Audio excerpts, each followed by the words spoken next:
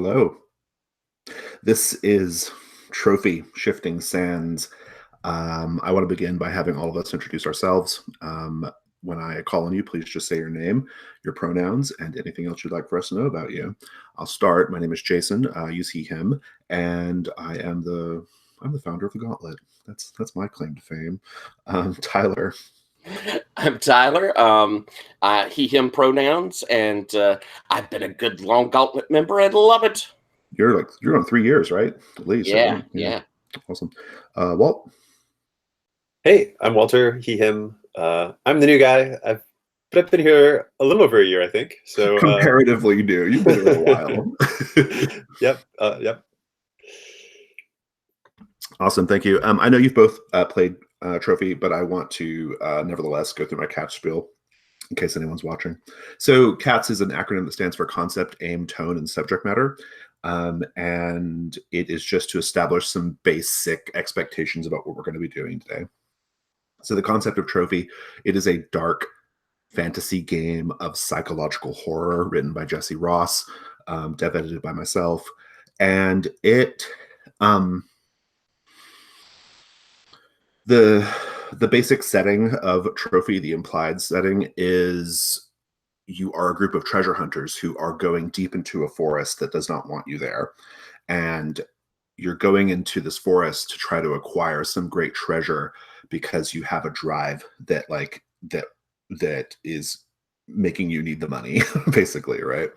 And so, but the problem is that this is, in most cases, this turns out to be folly for the treasure hunters, because the forest will do its best to not necessarily impede you, but to break you. And so you kind of go into this game with the understanding that there's a really high chance that your characters are going to be dead or broken by the end.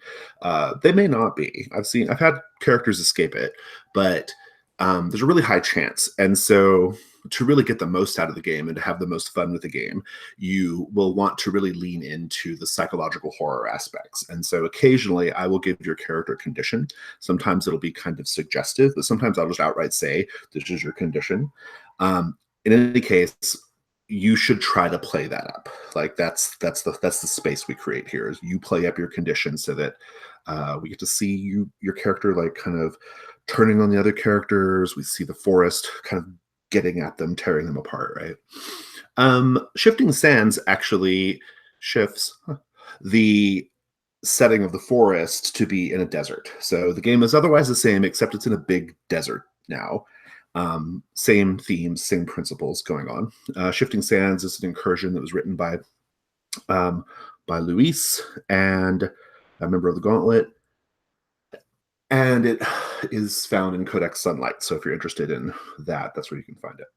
The aim of the game is to create characters and then complete the incursion. I think we won't have any trouble doing that. The tone of the game is dark and even bleak in some sense. And subject matter wise, this particular incursion doesn't have anything baked into it that is particularly gnarly as far as subject matter goes. I'm going to put a line behind, or I'm going to put like sexual assault behind a line. I don't care to do that in games, and so we're not going to do that. And then behind a veil, I think I'd like to put violence against children or animals. I'm okay with it happening in the fiction. I just prefer not to see it. Do either of you have a line or a veil thing that you just really like to avoid in the gameplay? I think that's good for me. Okay. Yep. Okie doke. X card's going to be available, so if something's happening that you find to be uncomfortable in an unentertaining way, by all means, just say X card or type in the chat, and we'll fix whatever it was. So, with all that out of the way, let's do this. So you have a link to the Character Keeper, and you're also going to want to need to have a copy of Codex Sunlight. Go ahead and come up with your character's name, their occupation, their background, and their drive. You'll also choose rituals. You can have up to 3 starting rituals. Well, not starting, they're the only rituals you get. But you can have up to 3. For every ritual that you choose, your starting ruin score goes up by 1. So your ruin is basically kind of what's at stake in the game. As your ruin goes up, you are getting closer and closer to being lost to the desert. And so there's ways you can kind of reduce it eventually, but you're kind of always steadily going up. And if you start with more rituals, you're just a little further along on that path than everybody else. So if you have any questions, let me know. But otherwise, and also if you have other issues of Codex that you want to pick items from, because every issue since Dark 2 has had new stuff in it, you're welcome to that as well. So it's all meant to work together. And I'm going to step away for a bio break myself just for like a minute. So.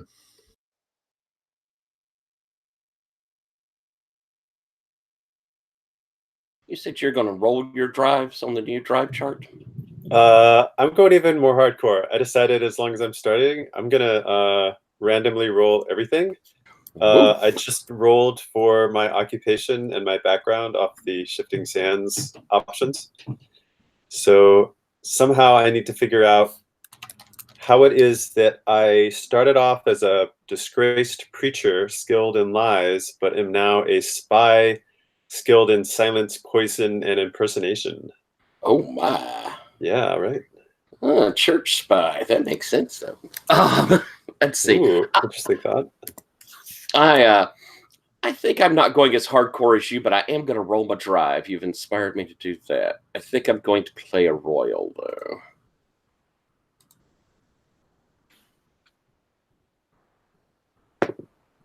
And well, I decided to randomly roll for a ritual, and I got the one I wanted anyway, so that worked out.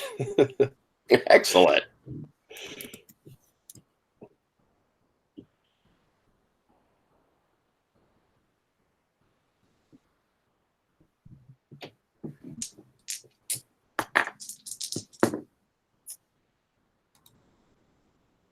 All right, let's roll for drive. Whoa. All right. I got my drive. It is bringing freedom to Tyrolis. Well, that's interesting. It certainly will be by the time we're done. All right, let me roll my drive. All right, 6-2. Let's see what we got. Rebuild Halsham's fountain. Hisham's fountain. Interesting. Okay. Guess I'll see what that is at some point. So I'm skilled in silence. Oh, I'm moving silently. Okay. At first I was like, does that just mean I'm good at not speaking? And I'm good at hiding.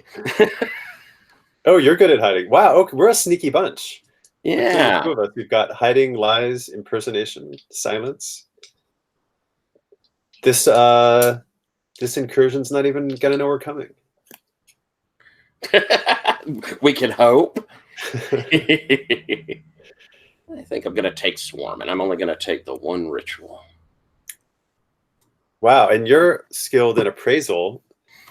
I'm sensing that we're like the I don't know what, the grave robber duo, or no, we're like normally probably con men who like take Very things possibly. from people and I mean, I'm a former royal. I'm a former princess who's run away. Yeah. I'm figuring. Oh, okay. I'm just gonna go ahead and say this out loud because I think you'll dig it. I wanna I wanna say that you're a royal and I'm like a spy and you don't know I'm a spy because I'm spying on you. Oh, I love it. I love it. I love it. I love it. Oh, that's fantastic. Yeah, I'm figuring because I'm royal and lost child, so I'm figuring that I'm a princess who's running away from responsibilities, sort of thing. Nice.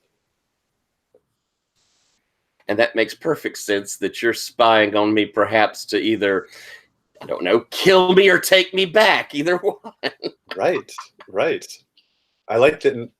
Let's start off with neither of us knowing that. We'll figure it out. Oh, I love it. See, did you take any rituals? I did. I have Mirage, create an illusion. Ooh, neat.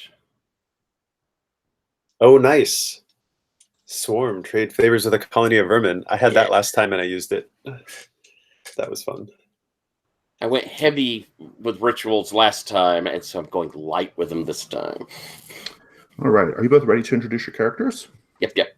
Yes. All right. Let's start with Tyler and Anise Dramat. Anise Dramat is a princess of one of the probably smaller kingdoms who, as she was growing up, was told of the responsibility she was going to have and absolutely despised the thought of it. She spent most of her time associating with the servants and sneaking out of the house to go and enjoy herself. And as she got older, I'm picturing her somewhere in late teens, early 20s, was the point when she's supposed to be taking up responsibilities, and she said, "Screw that!" And she left the palace and has been on the run, hiding ever since. She has, let's see, I took Lost Child, which lets her hide. I've got Royal, which gives some command, praise, all that sort of thing. And the ritual I took is, I think, a sort of kind of a family trait as part of their royalty. She has Swarm. She can command a colony of vermin. I think that the higher ups command more impressive things than the vermin I command. Nice. I like it. And your starting ruin is 2. Fabulous. Thank you. Walter, please tell us about Dion. Yes, I'm playing Dion. Dion's background is a disgraced preacher skilled in lies. And I'm gonna, like, outwardly, I'm still a preacher, and I have like found this lost child, Anise, and am like, you know, helping to like guide her. And my occupation is a spy, and Tyler and I decided previously that that I'm actually, unbeknownst to Anise, spying on her. And that also gives me silence, prison, and poison and impersonation. My drive is to bring freedom to Tyrolis, and my ritual is Mirage. All right, fantastic. And your starting ruin is also... And my drive is rebuild Hisham's fountain. Right. Yeah, I saw that. Yeah. Awesome. We'll figure out what all that stuff means as we play. I'm going to pull up your copy of Sunlight now. I didn't have it ready.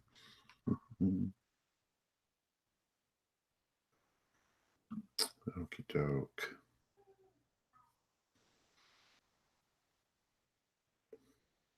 Shifting Sands. They say a powerful civilization of untold riches once ruled over what is now an immense desert. Many believe an entrance to that people's lost seat of power lies somewhere in the sand, open to whoever can find it. You have a map from an old mad hermit who cried as you took it, talking of angry spirits that shape the wind and haunt the mind. Time to find out what lies buried in the desert, and what will remain there after your journey is done. This incursion has the theme of time, and I think we're going to go ahead and begin. You have this map, and you are at the desert. You've been going at it, following the map for a ways, but you actually get to a point where the map stops being useful. It is spoiled in some way. There's like stains on it, and you kind of aren't, you're having to make guesses about what direction to go at this point. And it's just a big wide open desert. There's you could be wandering in the wrong direction for days, and that would be very bad, right? Because it's hot, and your supplies would run out, and that would be not good. And so I'm curious, how would you go about trying to solve this particular dilemma? Whoever has an idea. Now, what kind of desert is it? Is it like just Sand desert. sandy dunes. So there's no Occasional like plateaus, occasional crumbled structures. Yeah. wow. And are we just lost? Like even the last landmark is out of sight from No, what we recall? I don't think I would say you're lost. I think you just aren't really entirely sure which direction to head at this point. Yeah. Diane, I thought you said that you were familiar with this section of desert. Oh, yes, intimately, but it's the last time I was here was spring, and this is late summer. It's things have changed. The sun is in a different position. The stars have changed. I'm a little disoriented, I have to admit. Perhaps we should go back. It may not be safe here. Well, if you think so, but well, we hardly have enough supplies to get all the way back out of the desert. You mean just back to where we last found water? Yeah. Maybe we need to try and get more supplies. Maybe this was an ill-fated journey. We didn't prepare enough. Well, I'll follow your lead as you are the expert. But it would be a great disappointment if we did all of this for nothing.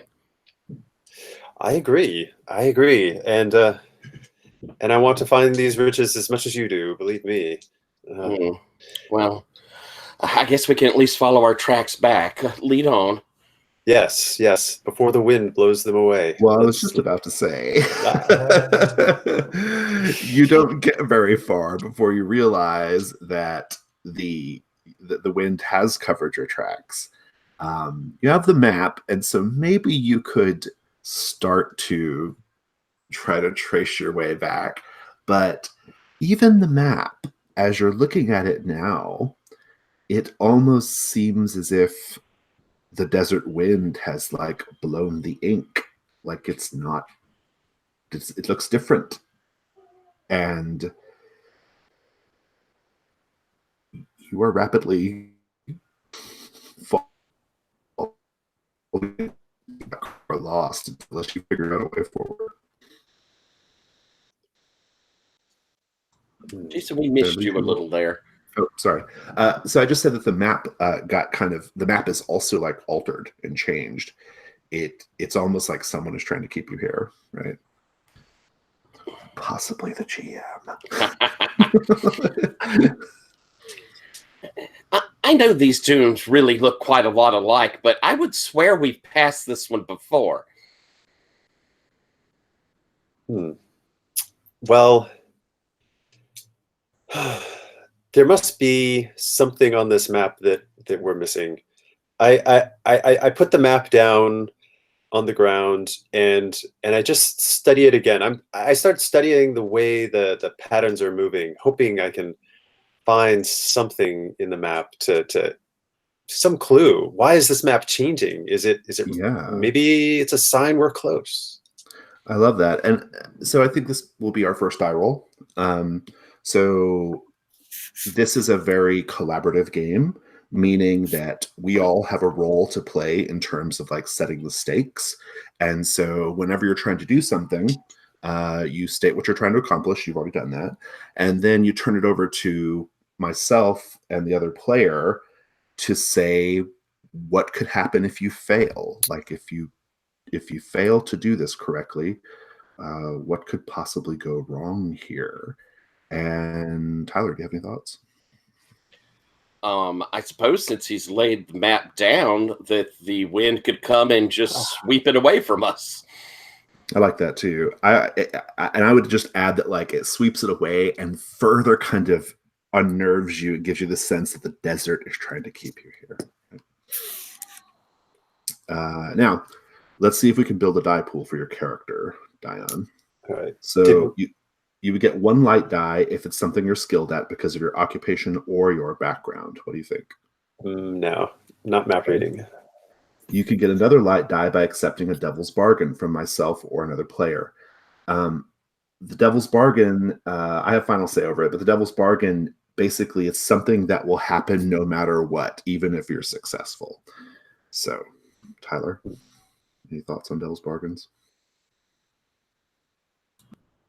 I don't know if I have one right off here, considering our awful thing or our failed thing. I don't know if I have one. You? I think what might be interesting as a devil's bargain is that for whatever reason, no matter what, you stop letting Anise look at the map. It just becomes like a thing. Interesting. All right. So Okay. if you take that, you get a light die. All right. I'm down with that. And then you can get a dark die if you wish, if you're willing to risk your mind or body. No, you can add the dark die after the fact if you want to. Okay.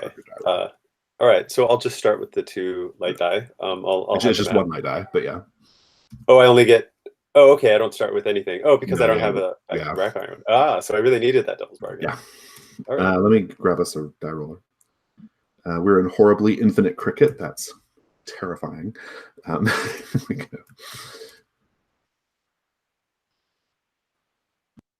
Okay, so. And I use a pips die to represent the dark die whenever you decide, if you decide to do that. But Okay. right now, just roll regular die. So just 1 die. A 5. 5 is good. Comes with a complication. If we read the rules, it specifically says, you succeed, but there's a complication. I will describe the complication, then you describe how you succeed. I think the complication is you do figure out enough to figure out which direction to go, but the map blows away anyway. Oh no, because that kind of messes up the devil's bargain. I'll take that back. I think the complication is you're going to figure out the right way to go, but it will be not the original path, and it will be more dangerous. That's out of character knowledge, of course. But okay. If you wish to risk a dark die, you can add in a dark die to reroll, try to get a 6. Okay. Yeah. And I'll take that. And I think also I want to add that I feel like as soon as like for some reason I'm looking at the map for a while and the images are shifting around, and then at some point Anise kind of turns and looks away, and I notice that Anise is like distracted by something, maybe trying to look for a landmark, and just then like the images seem to like make sense to me, and I'm like, oh, now I can see. And then as soon as she looks at the map again, they like, at least to me, they seem to get all jumbled, and I'm like, oh, well, it's ruining it her when Anise looks at the map. And I kind of folded up the map, and I'm like, Anise, trust me, it's this way. I've been able to figure it out. We want to go this way. All right. This is, and we're going back the way we came. No. I found the way. It's finally made sense to me. I've seen some symbols on it that remind me of the last time I was here. I can get us there now. Oh, well, that's excellent. That's what we were wanting all along. And I'm kind of looking like, where's the map? What did you see? Well, there was there was that hash mark. Like those weren't actually like mountains. That was more like a ravine. Oh, yeah. All right. Well, if you feel confident, you are my guide. I will happily trust you to lead us to safety. Excellent. I think I would like to also suggest that seeing the map move the way it does, and the map kind of changing when you believe that Anise looks at it, I think that's probably reaching a level of strangeness to provoke a ruin roll. So roll a dark die, and if it's higher than your current ruin score of 2, then your ruin goes up. Okay. And I'm even going to make a slightly different, darker color because that seems appropriate. I rolled a 1.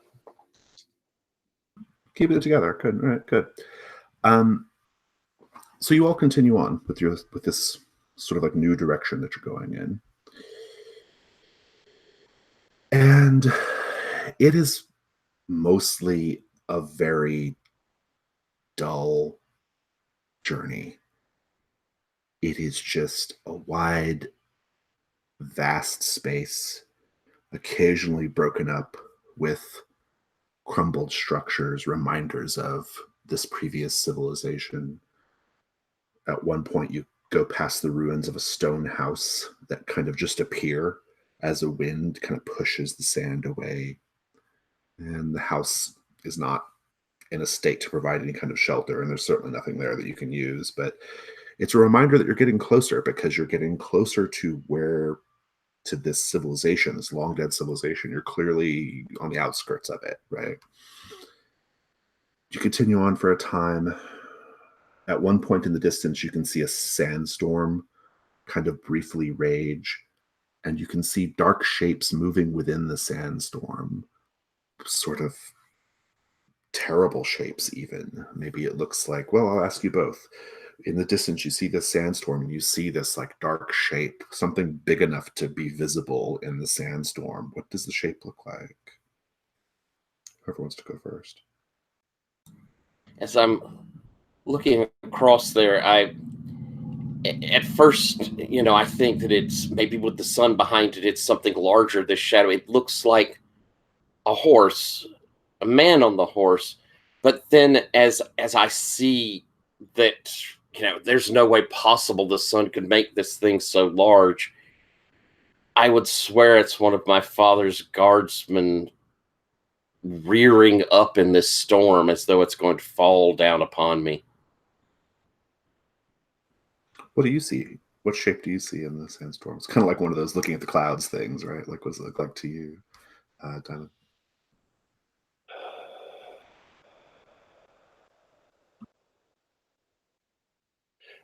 I see a symbol of a giant tree, and this tree is the symbol of my order, my religious order that I used to be a preacher of. And I know that I spoke blasphemous things, and I feel like this tree, it's like this haunting symbol of my spiritual order coming to get me and take vengeance. But as I mentioned, the sandstorm rages only for just a short time, and it's far away. And when it falls away, the shapes that you thought you saw, they're not there. There's nothing there. In fact, it's just more stretch of desert. At one point, you see at first in the distance a very tall stone pillar, mostly intact. Perhaps it used to hold up the roof of a temple, but when you get there, there's nothing. It's just a pillar, quite enormous, but just smooth and meaningless, really. I would like to ask you both, as a paint the scene question, what other evidence do you see of the previous civilization?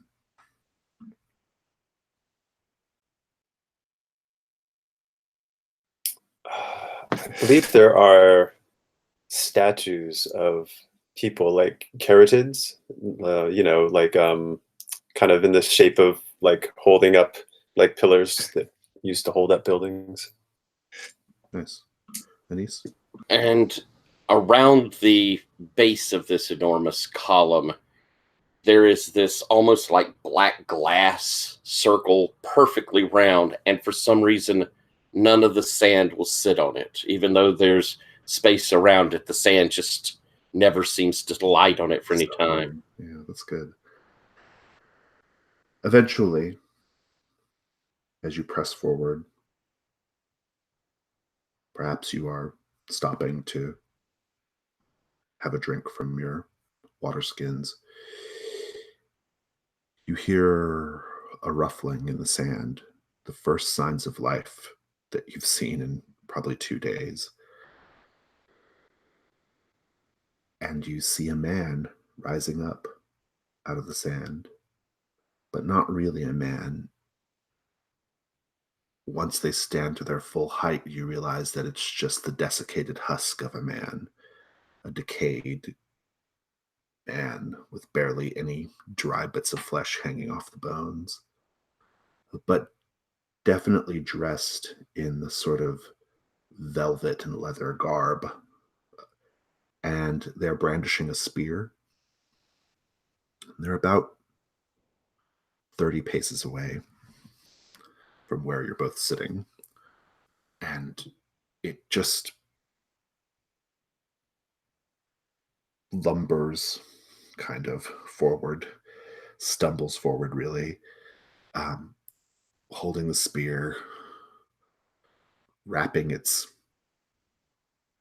dried, bony fingers around the shaft of it, and looking at you with empty sockets, and just as if calling out a challenge to you both, but it just comes out like, okay.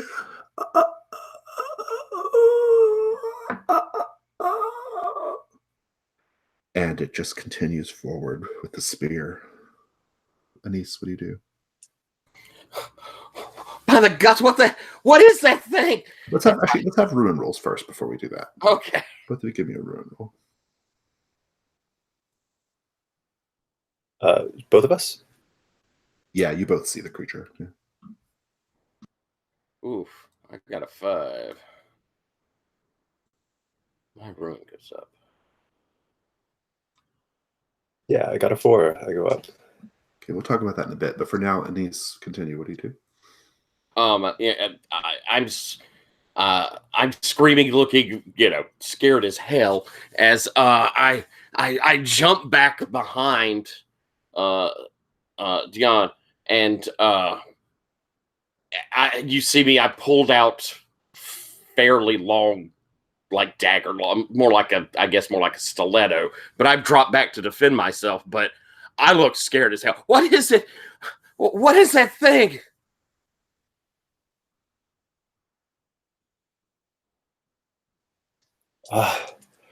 It's a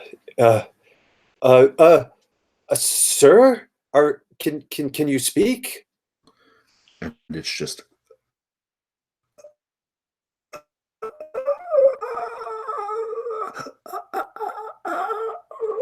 I take hostile. It's holding a spear. It's going to stab you. It's coming. Oh,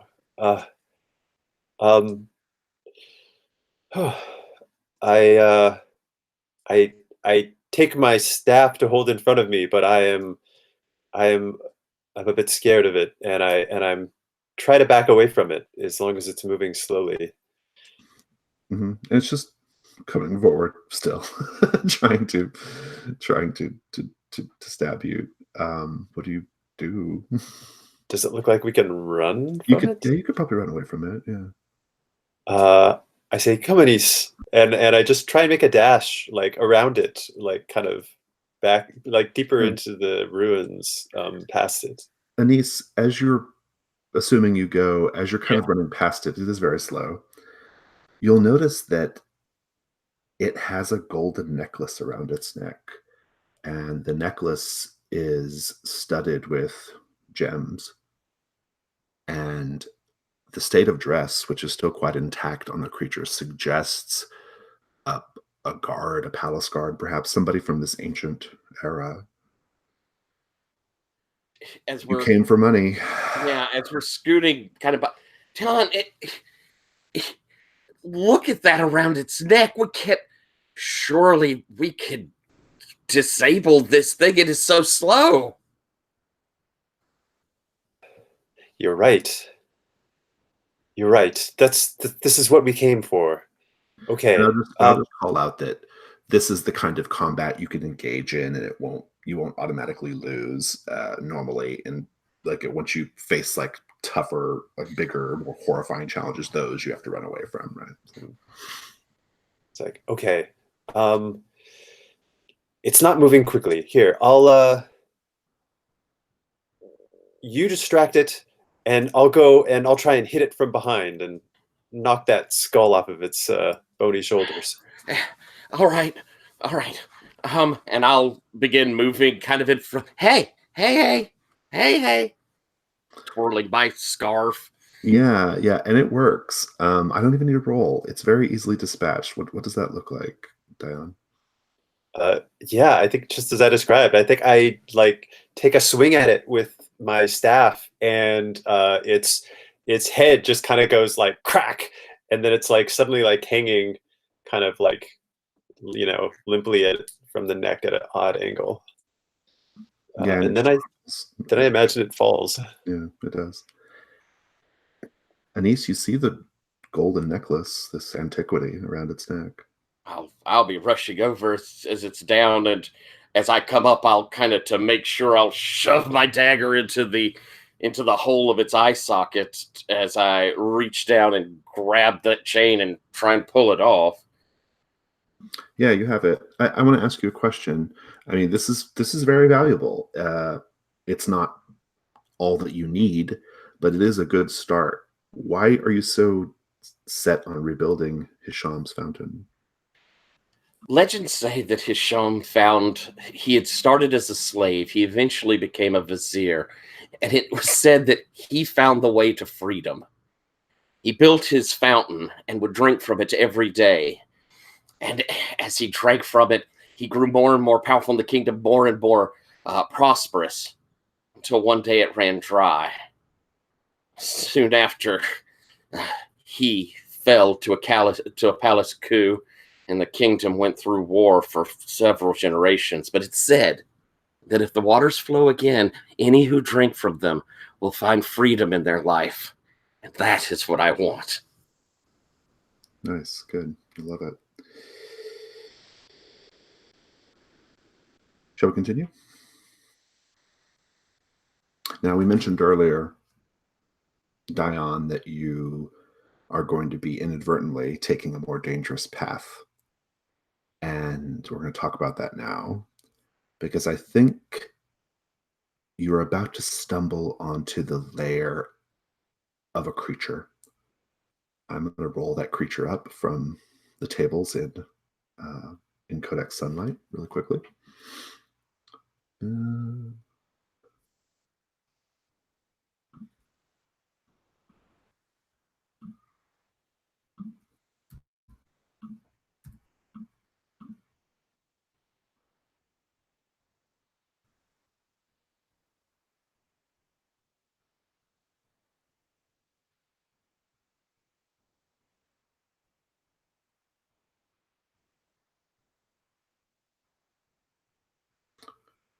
then 2 more.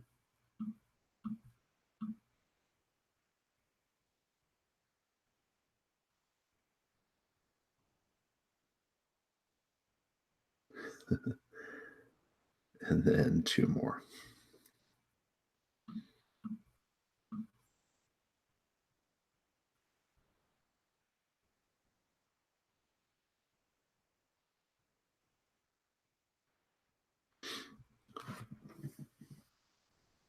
You press forward in the desert, and you come upon, quite suddenly and before you can give them a wide berth, you come upon a group of bull-like creatures, like bovine creatures. They are large. I think you're like up on a little ridge or like a little plateau, kind of uh, looking down, right? And you can try to sneak around them, and that's fine. But you're close enough at this point where they could react and hear you no matter what you do. But you see these like large bull creatures. They are plated with brass and gold all over their bodies. And they seem to have dug a hole in the sand. there is a gap, a hole that they're all kind of gathered around, and they are dragging one of their number that's dead into the hole. And you've never seen creatures like this. They're very strange. Perhaps they are some kind of remnant from this long dead civilization. Perhaps they're reenacting some ritual, some imperative from the ancient world. But they are using their horns to drag this carcass of this other bull-like creature. The metal plates on its body are dulled and verdigreed, and they're dragging it to the hole. And as you continue watching them, they'll arrange themselves around the hole after they drop their companion in there. There's about, I'd say there's about half a dozen of them. They kind of raise their heads and begin to let out these like mournful, baleful moans, like moos or noises, right?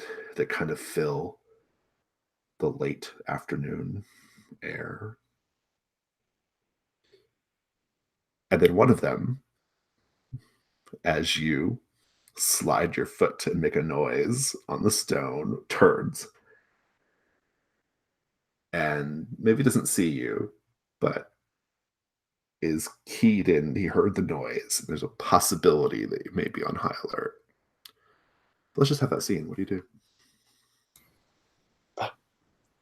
Anise, stay down.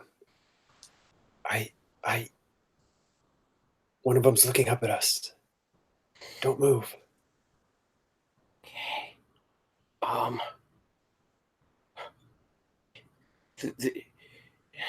I've never seen anything like that.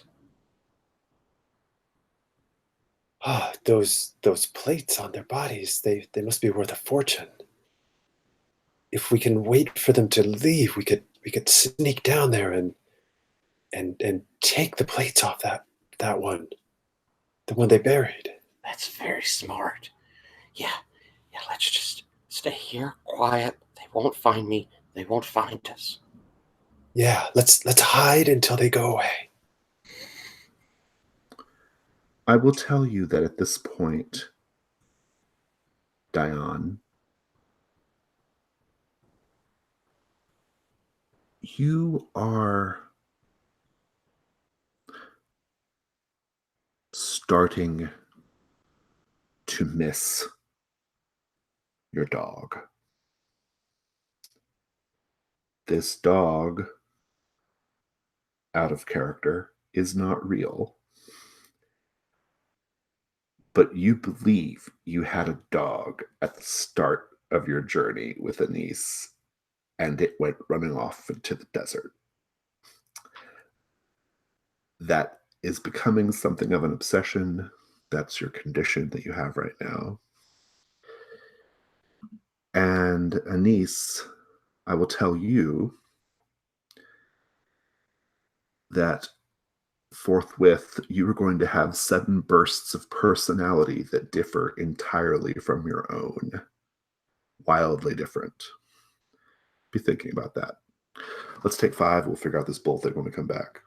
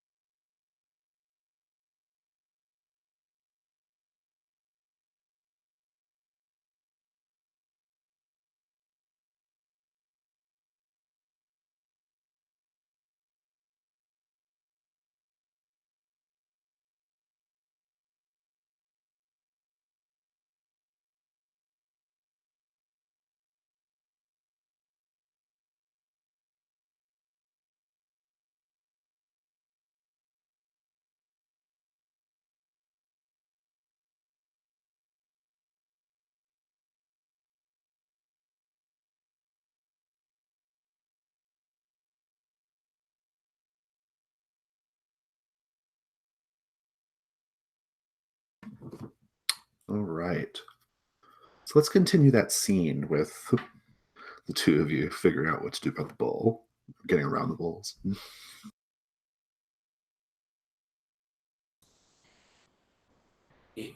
So you think just waiting them out's our best plan? Well, I mean, yeah, I think so. There's an awful lot of them, and they're really big, and they seem preoccupied. I think if we just wait, they'll have to leave. Yeah, where are they from? They're living on something. There must be water. That's it. We'll hide, and then we'll follow them. I thought we were gonna dig up the one that they left behind. Oh, of course. We'll do that on our way out. Okay. All right. If you say so. Just sit here quietly. We're gonna be fine. I have complete. Wait a minute. Where? I'm looking for that rope. You remember the rope that I tied up that I used to toss for Basso? He would fetch it. I can't find it. Do you know where it is? Um. Uh. You've never heard of Basso. Toss for who? Basso, my dog. Oh. You remember Basso? We lost him 2 days ago. I'm sure he's around. I was just thinking about him again and looking for his chew toy that I play fetch with him with. Have you seen it? Is it in your bag? No. Do you mind if I check? I start going through your like pouch. Um. When did we bring this dog with us? Are you kidding me, Basso? He loved you. He would like wake you up in the morning, licking your face. What do you? What's wrong with you? I'm not sure. And when did he run off? Uh, 2 days ago, just as we were leaving the last oasis. Um, I haven't seen a chew toy. No, uh, maybe some rest and staying out of the sun would be good for you, Dion. I'm sure you'll find what you're looking for. Just sit down here a minute. Okay. It's best we should just wait them out. It'll be fine. They'll be gone soon. Oh, how about some water? Drink some water. Oh, thank you.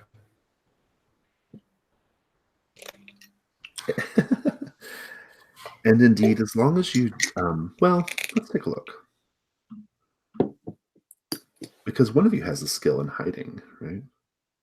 I do. And silence. One of you is skilled in silence as well.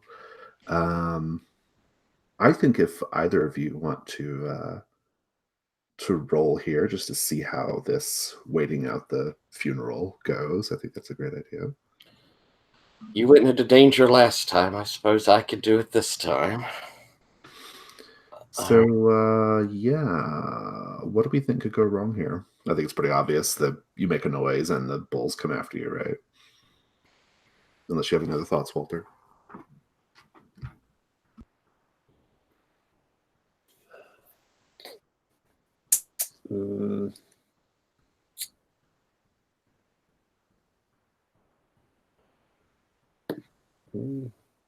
Nothing's coming to me right now.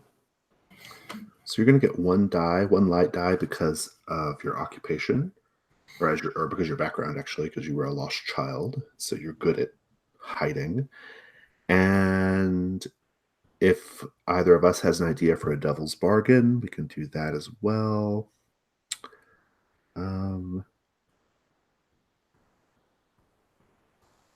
I think the devil's bargain is no matter what, after this is over, or maybe while you're in the middle of hiding, you have one of those personality shifts.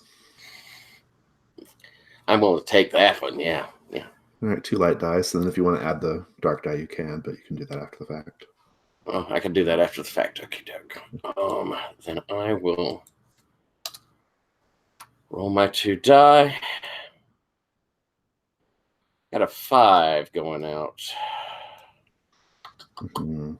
Complication. I think well, do you want to try to get a better result? I think I'm gonna stick with that 5 right now. Okay. The complication is going to be that while you're hiding, I think maybe one of the bulls comes to investigate and you have to find a little place to hide. While you're hiding,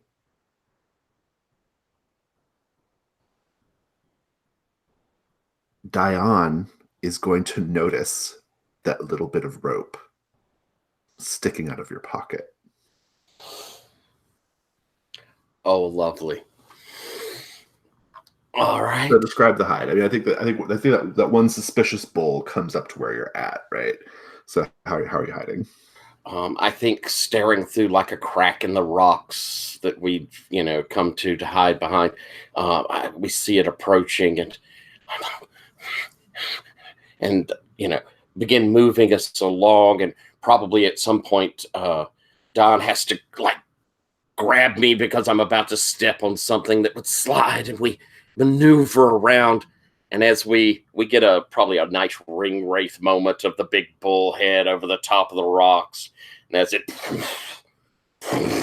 we feel this hot, dry air instead of the usual wet of a real creature. This thing is so dry like a furnace.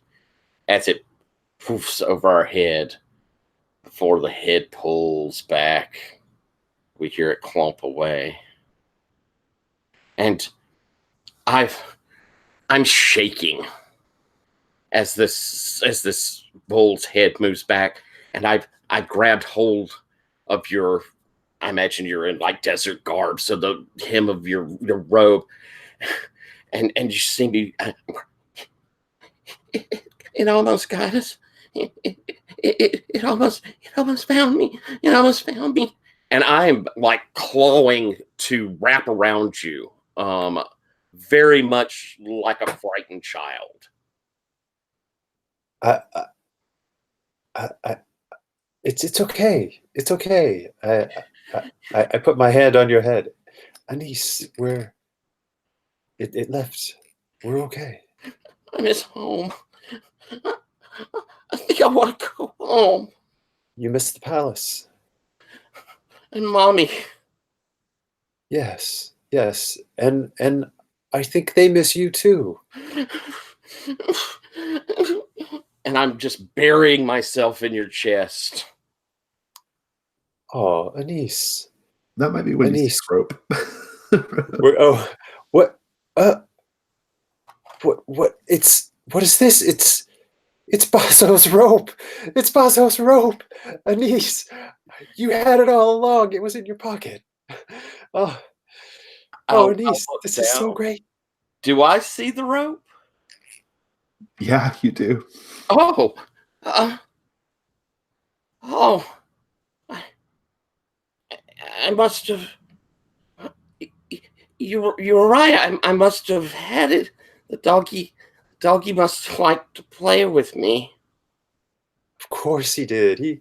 He loved playing fetch with you.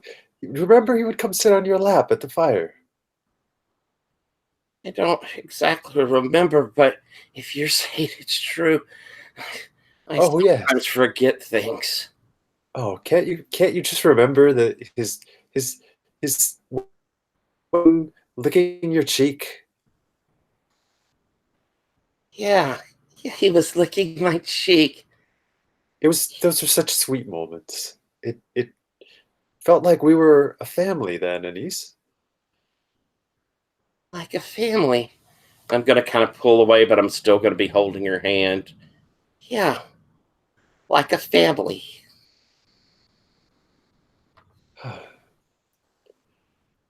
At this point, sorry. No, go ahead. At this point, the coast is clear. The bulls are gone. They've moved on. You hear them singing their mournful song in the distance, happily in the opposite direction that you're going.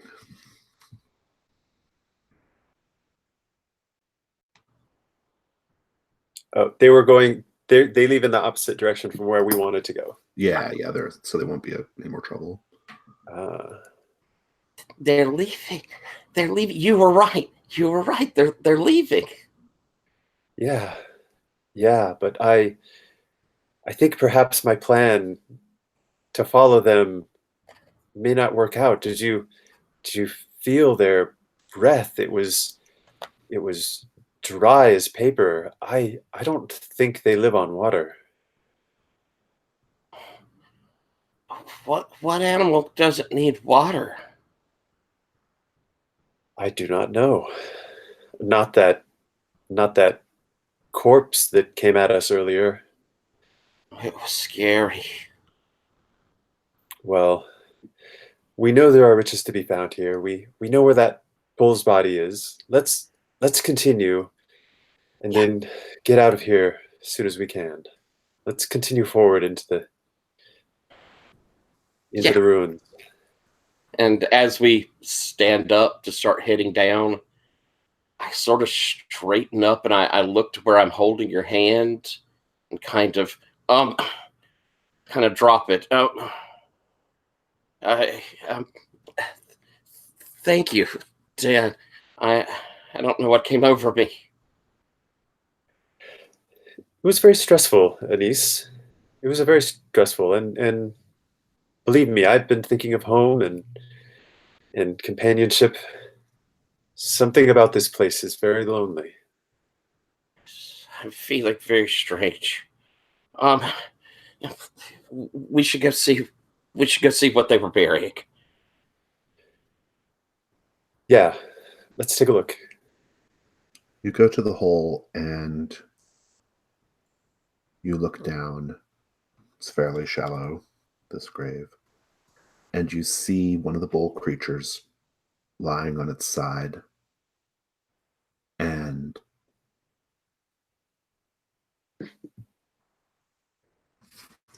its body has the plates on it. It seems like almost like the metal plates are fused to the skin. And it's lying there. But then quite suddenly it starts to move. It sort of shifts in place, like its body and its head and its legs just kind of like start to. It's not dead. Oh, come quickly, Anise. I think this is not what we came for. Let's go into the ruins. And then you will see, as you pull away, you will see that what was animating the body are these large, fat maggots bursting out of it, consuming it from the inside. Both of you roll ruin, please.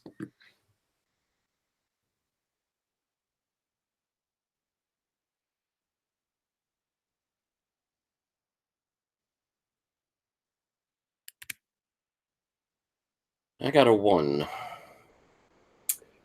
I got a 2. Keeping it together. Good. Sounds like you both just press forward.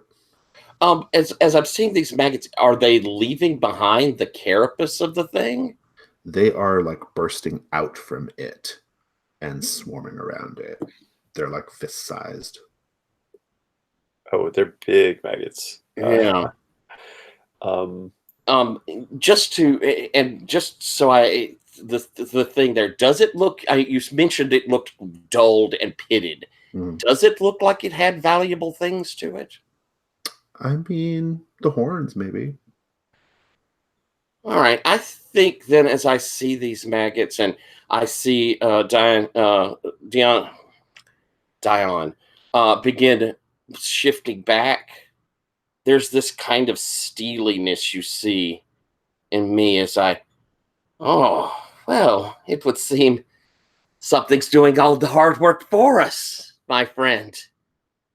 And I'm going to reach my hands up. Dig away the horns, my children. Dig them away. Bring them to me. I love it. Good. Yeah. So let's take a look at your die pool. You're skilled in command, so I'll give you a light die for that. Thank you. And then, of course, you'll get a dark die because you're using a ritual. Well, what could go wrong here?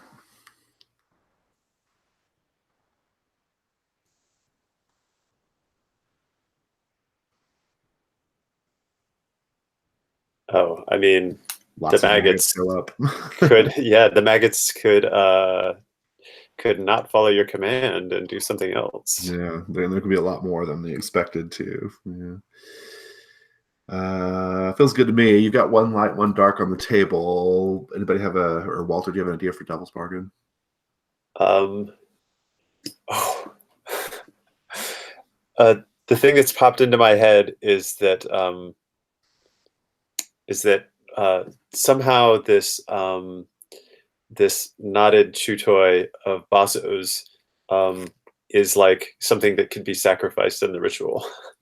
I'm gonna offer an alternate Devil's Bargain, which is no matter what, you make one of these big maggots your pet and you name it Basso. Oh God! Wait, I do? No. No, she does. Yeah, but I think maybe you both come to believe it's Basso. I don't know. Oh God! Oh hell yeah! I'll take that Devil's Bargain. 2 light, 1 dark. Go for it. All right. Well, I've got that sitting on the table, so I'll just roll what I have. Whew. I got a 6. What was the dark die? Was a 3, I believe. Hang on. Okay. Yeah, 3. And I think the rule is if it's equal to or higher than your highest light. It did not. So you're good. Yeah. Describe it. I think we see, and probably for you, it looks like, this commanding, you've never seen me kind of put on that royalty air. And if anything, like my voice is more resonant and more like an older woman. And yes, yes. And as I reach down, we see the maggots crawl up to run across my hands as I reach down and grab those horns. There's kind of the sucking sound of them being pulled out. As I hold them up and just kind of casually hand them over to you. Almost like just expect you to take them. And I look down and say, and you see my whole demeanor from that command shrink back down. Well, look, here's Bosco. Here's Bosco now. Yes. And I pick up one of the little squirmy things and bring it to my mouth and kiss it. Fist size. It's big. Right. Yeah. Bring it up to kiss it. It's little. Oh, Bosco. He's licking my face now. And I'll let it kind of crawl up my chest. I think we said it was Basso, just to be clear. Basso, okay. Basso. And I kind of let it climb up my chest as I'm cuddling. See, we found him. We found him. Oh, that's great. He seems like a puppy again. Is there something strange about this place that has transformed him into a tiny puppy again? What's happening here? He is adorable, though. See how he squirms? I'll be honest. There's something a little disturbing about how he looks, but I'm so glad we found him. I want you to roll ruin, please, Dion. Okay. Yeah.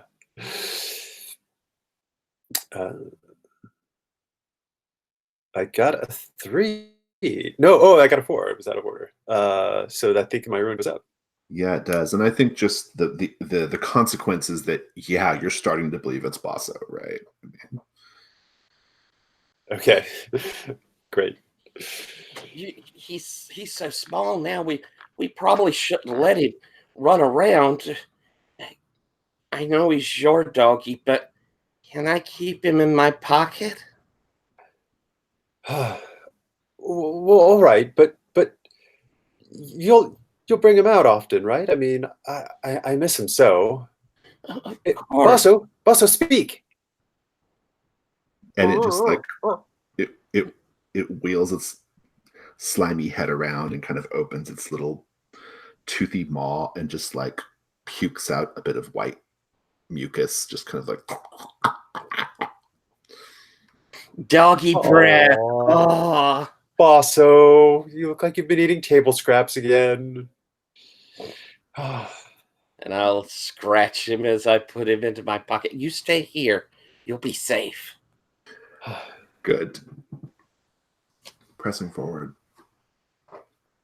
You continue on in the desert, feeling more and more certain that you're going the right way, actually. And you are quite suddenly overtaken by a sudden sandstorm. It whips up very quickly, engulfs you both.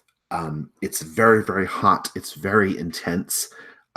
Within seconds, you can feel it like reddening your skin as it kind of like burns your skin essentially because it's blowing so hot and fast. And it you instantly lose vision beyond just a few inches in front of your nose.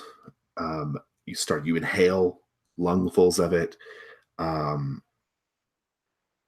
and worst of all, there are shadowy figures in the sandstorm, hands that are definitely tugging at you.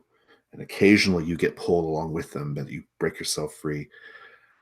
This is going to be a roll for both of you. Just how do you survive this? Because it could very quickly overtake you and kill you.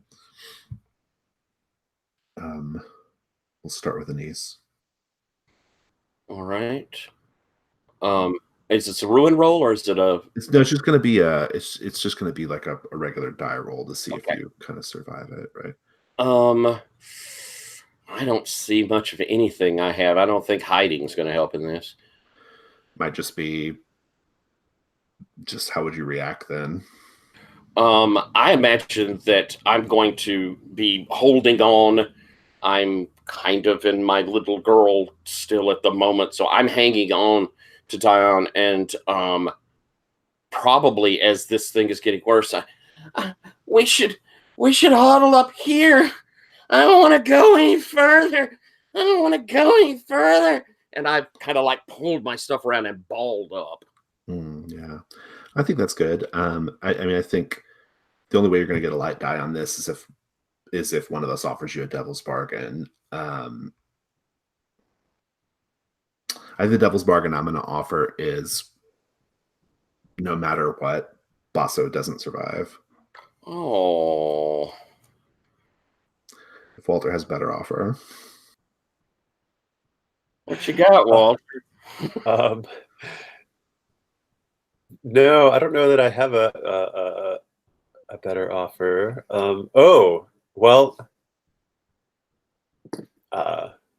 I actually think that the one with Basso is really good.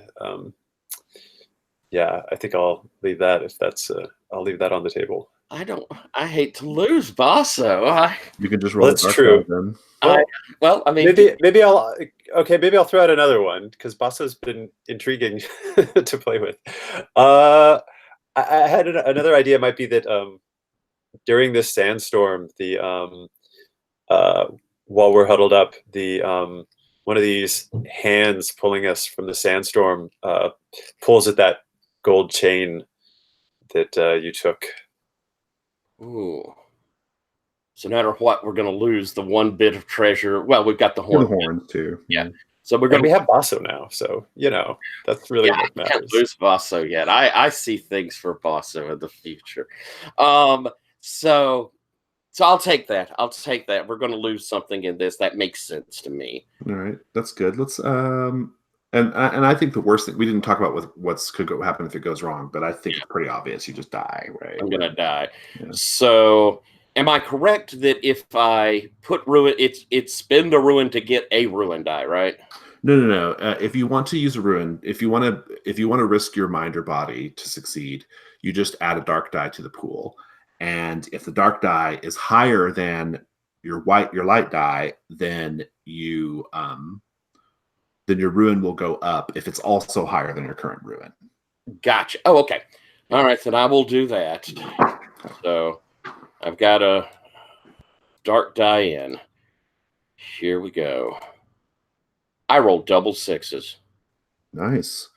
It wasn't higher than your highest light, so that doesn't actually provoke a ruin. Wow. So you're good there.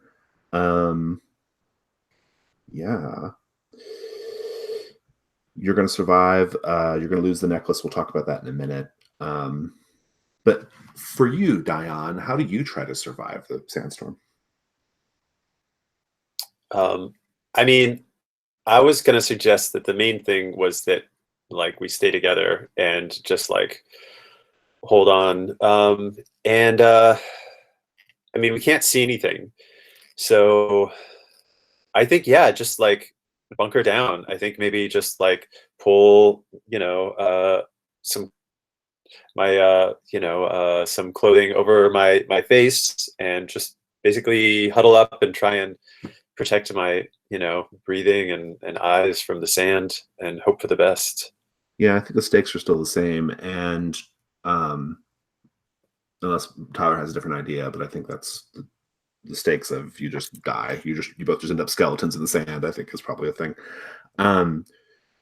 Devil's bargain? Because so far you have no dice in the pool.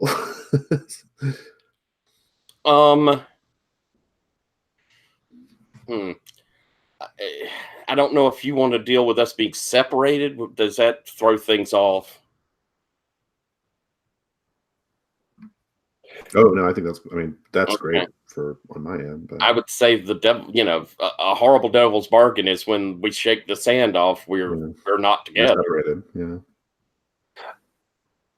Yeah, or that, or I have another idea. If I can offer myself a devil's bargain. You can offer your own. So I mean, we've mentioned that I'm like a spy, maybe somehow spying on Anise. Maybe as I'm like afraid that like we're just doomed to die here and I'm never gonna get out, I have this like sense of like, okay, if I ever get out of here alive, I'm gonna bring Anise back to her parents and just turn her in, because like I'm such a fool to think that I could do anything else than just go live a safe, comfortable life in the city. I'm never gonna do this crazy stuff following this girl out here anymore. I'm just gonna take her back to the palace if I get out of here alive. How does that sound? I don't think that's a devil's bargain. I think that's just you talking about your fictional future. All right. Well, then Well, I don't have to do that. All right. I would think if I can offer you one, I think another devil's bargain option might be the separation is interesting. I think the devil's bargain is no matter what, you end up, for some reason, jealous of the relationship between Anise and Basso. Okay, that's good. Yeah. If you want to take that. Yeah, well, I got to take something, right? I don't have any dice that we're going to die. I'm trying to think, can you just roll a dark die? Oh, that's true. I could just roll a dark die, right? Let's see. When you attempt a risky saving, holding gather 6-sided dice. It's unclear if you can just roll a dark die. Actually, I guess you can, and it would just count as a ruin roll no matter what. So, but I'm totally good being jealous about Basso. all right, sounds good. So I'll take that. All right. So I'll roll the 2 red dice. So I guess I'm rolling the ruin die as well. Yeah, I'll roll the ruin die as well. Yeah. Oh, wait a minute! I got a 1 and a 2. That's a miss. So do you want to add another ruin to try to do better? Okay. So 2 ruin dice and a light die. Yeah, so roll 1 light, 2 dark. Yeah. All right. So, oh my God, my highest is still a 3. I got 2 3s and a 2. I think a 3 is still a miss. It is. Yeah. You fail and things get worse. You can keep going. Well, you can always keep adding dark dice. So I mean, the consequence is that we both die. So I guess I should keep adding more dark die. Yeah. All right. Let me add 1 more dark die. You would die, or you're just severely injured. I don't have to go with the offered outcomes, but you are failing in this case. So. Yeah. Okay. I mean, I could go either way. I think that you would be. I think that what I'll say what's going to happen at this point is it does seem like the dice are saying that something bad should happen. So I think we should go that way. I think you get so injured that you can no longer walk, and Anise has to drag you. Oh my god! All right. So if you want to add dark die and avoid that, no, I want. I mean, that's some of the worst rolls I've gotten in a long time. I think just live with that. Yeah. So I'm seriously injured, and I'm jealous of Anise's relationship with Basso. And I think what happens is I think the sandstorm is so intense. So basically, the sandstorm is so intense. You've both managed to throw like maybe you have a tarp or something over your bodies, right? But you left your legs out, okay? Like your legs are sticking out, and this sand is just blowing and hot and burning.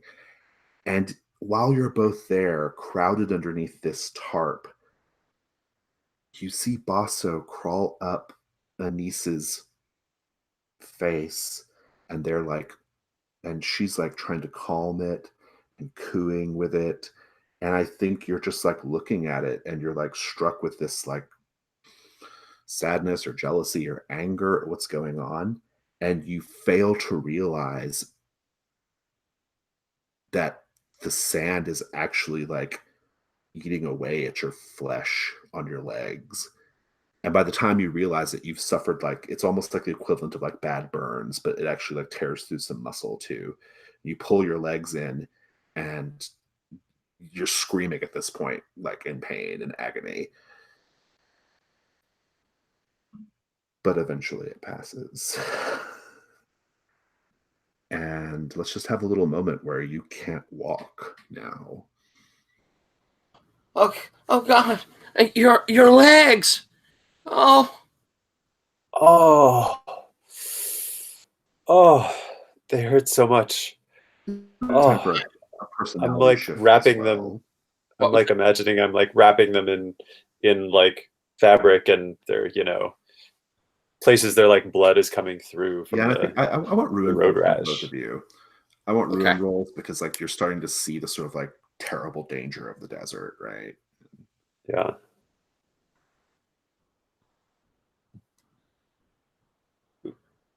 I got a 5. That takes my ruin up to 5. I got a 5. That takes mine up, I think, to 3. Nope, to 4. Okay. I think we're getting a nice personality shift from you at this point, Anise. And I'm trying to look at the conditions and see if there's anything else we want to go with here.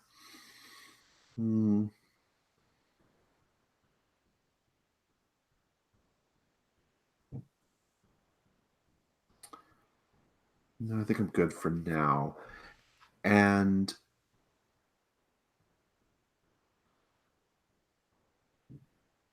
you, ongoing, Dion, are going to, for the remainder of the journey, you're going to perceive the journey as if it was an alternate parallel timeline where you are not injured, where you have Basso, everything is going well. And so my consciousness is like no longer that I can like somehow I'm like confabulating about why I can't walk. Like it's not because my legs got this horrible I think you're not even like focusing on that. You're like literally seeing yourself in an alternate timeline where you're like where this is going totally different way, right? Okay. But in fact you're being dragged along. Let's just go with that scene now. I think I'm trying to help you wrap up in it, and Basso, stop licking the wounds as Basso is over there taking a bit here and there.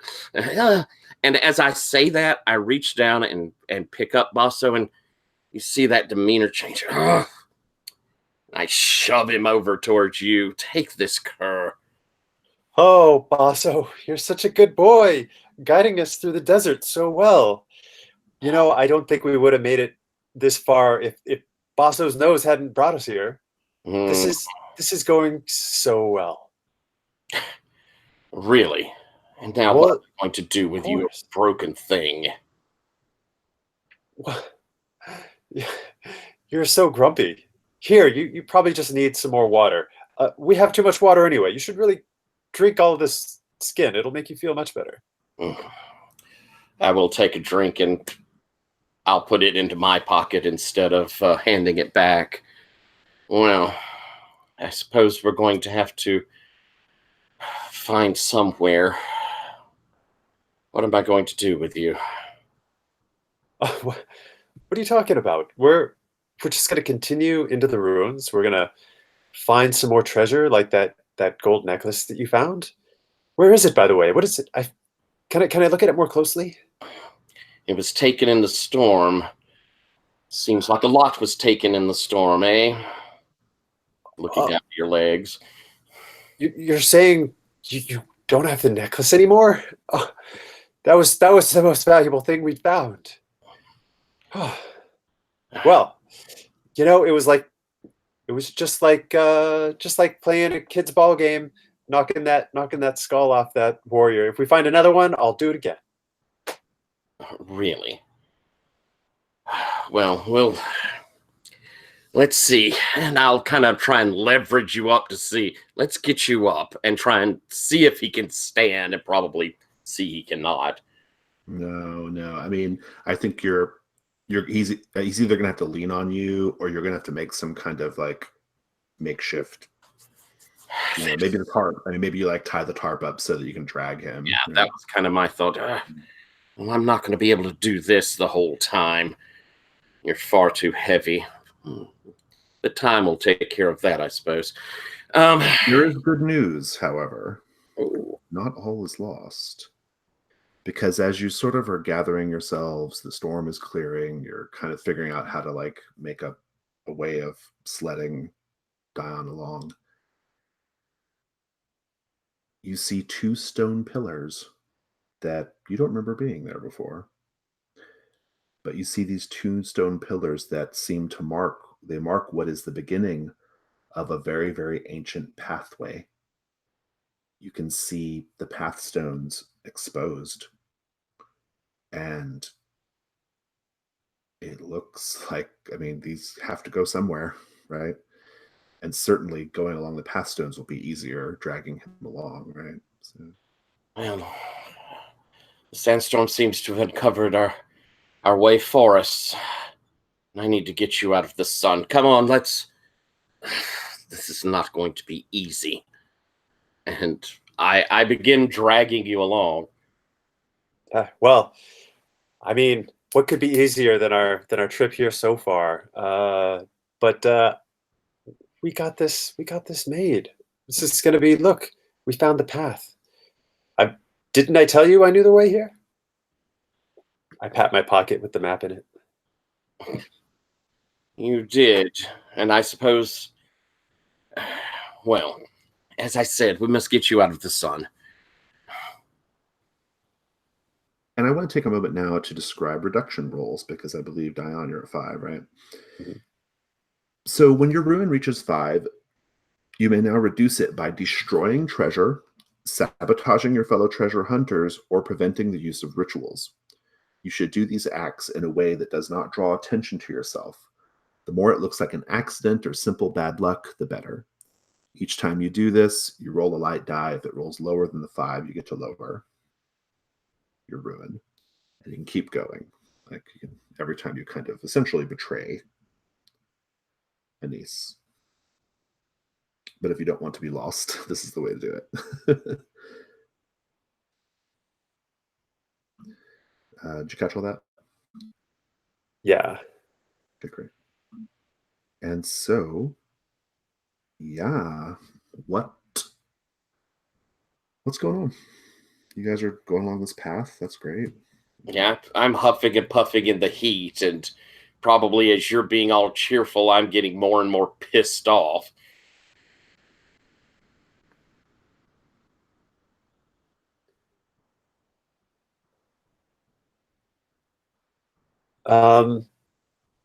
So I'm going to. I have an idea for what I'd like to do, um, and I don't know how well I can do it and stay. Hopefully, I could something I could do and stay keep it hidden is I have a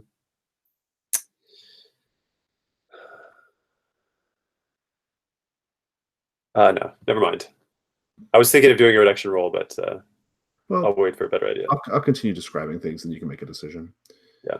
So the sun sets, and this is great in East because suddenly it's going to be a lot easier to like you don't have to deal with the heat at least. The sun finally starts setting, the temperature drops, and it actually gets really cold because, of course, deserts like this get very cold at night, right? And you happily find a circular structure. It's collapsed, but enough of it's intact that you can make shelter out of it. There's solid, reasonably sandless ground for you to sleep in, and there's even a hole that can be used as a fire pit. And this might be your best bet for like getting some rest. I'll try to start a fire. I'm probably not great at it, but I'm at least doing it fairly confidently until finally it gets going. And A fire happens, yeah. I'll look over. I should probably change those as I move over, and I start messing with your legs. To my reality, I am unwrapping and trying to get, ripping some things from an inner garment so I can wrap them up and seeing just how bad this is. Yes. While you're tending to me, I'm perusing the map, looking it over very, very thoroughly, and every once in a while I look up to you and say, Anise, thank you for starting the fire and tending to the camp while I study this and continue to find our way. I will guide us. I'll lean up and try and look over at the map there. What's it? What is it showing? I've got everything. It's fine. I fold up the map and put it back in my. Dion, I wouldn't mind taking a look, at least for a moment. If something happened to you, I'd like to know where I am. And let's be honest, I'm not sure how much further you could travel. What are you talking about? I brought us here. You just need to trust me that I'm going to take us the rest of the way. You are going to take us the rest of the way. I'm going to be hauling you. Oh, my child. I'm here to look after you and make sure that we find the treasures we've come looking for. We'll be able to build a dozen fountains for you. We just have to go a little farther after we rest. Well, I need rest. Before we leave, though, I would like to take a look at that map, and of course, we'll see how your bandages are looking. If an infection sets in, I don't know what we'll do. Can you take first watch? Yes, I will take first watch. Are you going to surreptitiously burn the map? I was thinking that, at least hiding it, like putting it somewhere that Anise will never find it. I think burning it would be great. Like if you just threw it in the fire, yeah. At this point, I suppose part of me realizes like, so my character's crazy enough at this point. I'm like trying to think, what would my character be thinking? I think my character is probably thinking, I've got this covered. I've memorized the map. I don't need the map anymore. And let's talk about this room too, because that might actually inform a little bit of your behavior too. Because one thing you will have both noticed, and you're on first watch, right, Dan? One thing you would have both noticed, especially after the fire was lit, is that the interior walls of this circular building are painted with a mural. fairly well intact mural. And the mural depicts a scene, like some kind of historical scene. You're seeing like a great king and his rule. And as the mural continues on, you see that there are paintings of conspirators. And at the end of the mural, the conspirators actually stab the king in the back. They betray him. This, whatever this incident was, it was very important. But importantly, Dion, something about the scene is bringing up memories of when you were betrayed. Tell us about that. Yes. Well, I was a preacher in Tyrolis, and I had I began to see that my order was actually taking advantage of the people, taxing them unfairly, just not showing the mercy that they preached, and I could tell why, that there was corruption in our midst, but I didn't trust the right people, and when I tried to expose it, I was the one blamed as a heretic.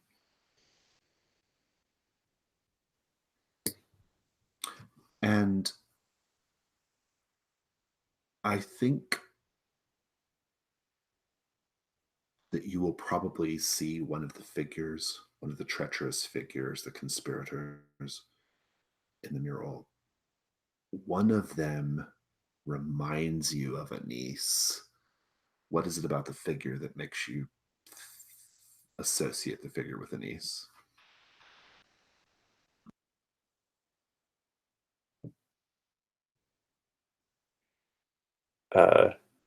It is a young, beautiful princess, and it very much reminds me of the regal bearing of Anise.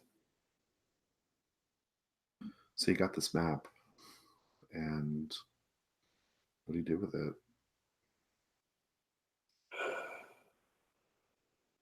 Well, I know the way, and Anise, I think I know her, but she's been acting very strange.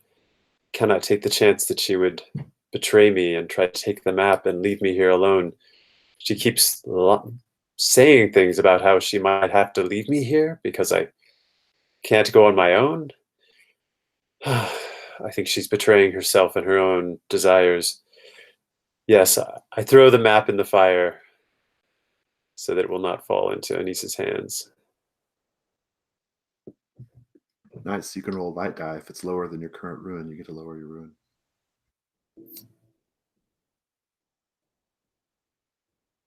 I got a 1. I had to go back to a 4. How is this putting you at ease or even pulling you back from whatever precipice you were about to fall over?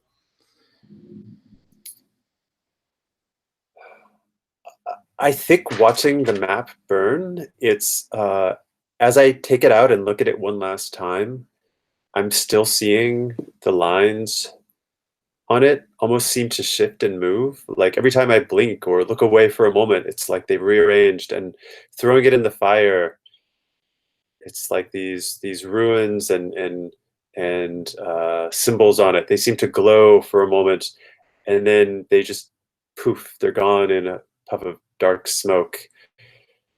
And it's like I just feel like some kind of thing that was alive and unsettling is now gone. Nice. Let's go to second watch.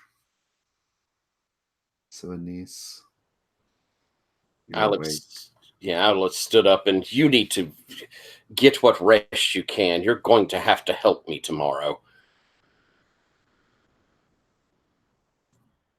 Yes, thank you. I will see you in the morning.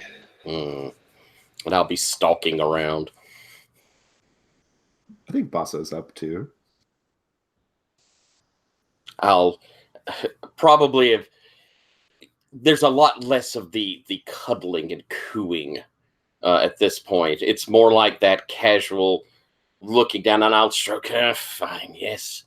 You should keep a watch out too, mangy thing. Let's talk about the mural. You view the mural differently. You see the same scene, but you view it more as a group of heroes defeating a tyrant. Hmm. What memory does that stir in you? My father is not a kind man. My mother, one of his several wives, would take care of me and defend me, but he never liked what I did when I would go out, when I would associate with lower end people. And while it wasn't proper for a princess to be beaten, my whipping girl suffered greatly for the things I did. And I remember once when my father was there watching as the man with his cat of 9 tails smacked into her.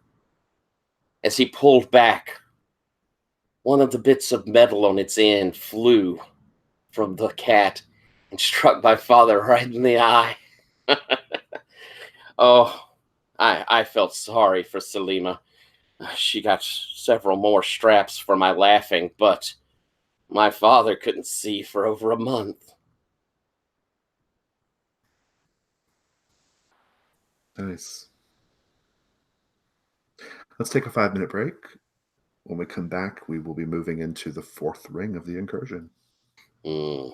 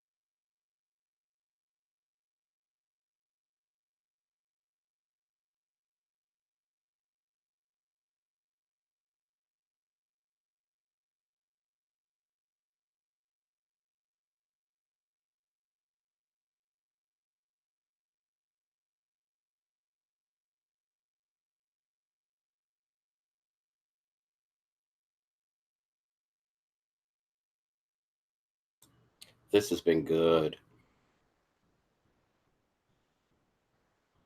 You're muted, my love. Well, I do have skill in silence. This has been neat. Yeah, yeah. Oh my God, Basso is great. I love Basso, and we are going batshit nuts. Right, pretty early. I was kind of thinking it would take a little while, but maybe not.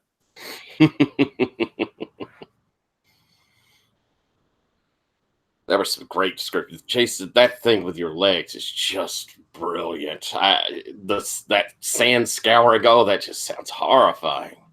Yeah, yeah. And talk about being distracted by Basso. And now I just have to ignore my legs, and everything is okay, and we're doing great. Which is awesome. That's some powerful denial there. Some very, very powerful denial. Yeah.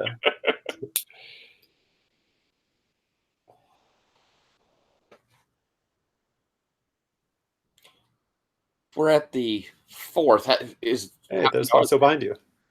Yes. Actually, my puppy's sitting here staring at me.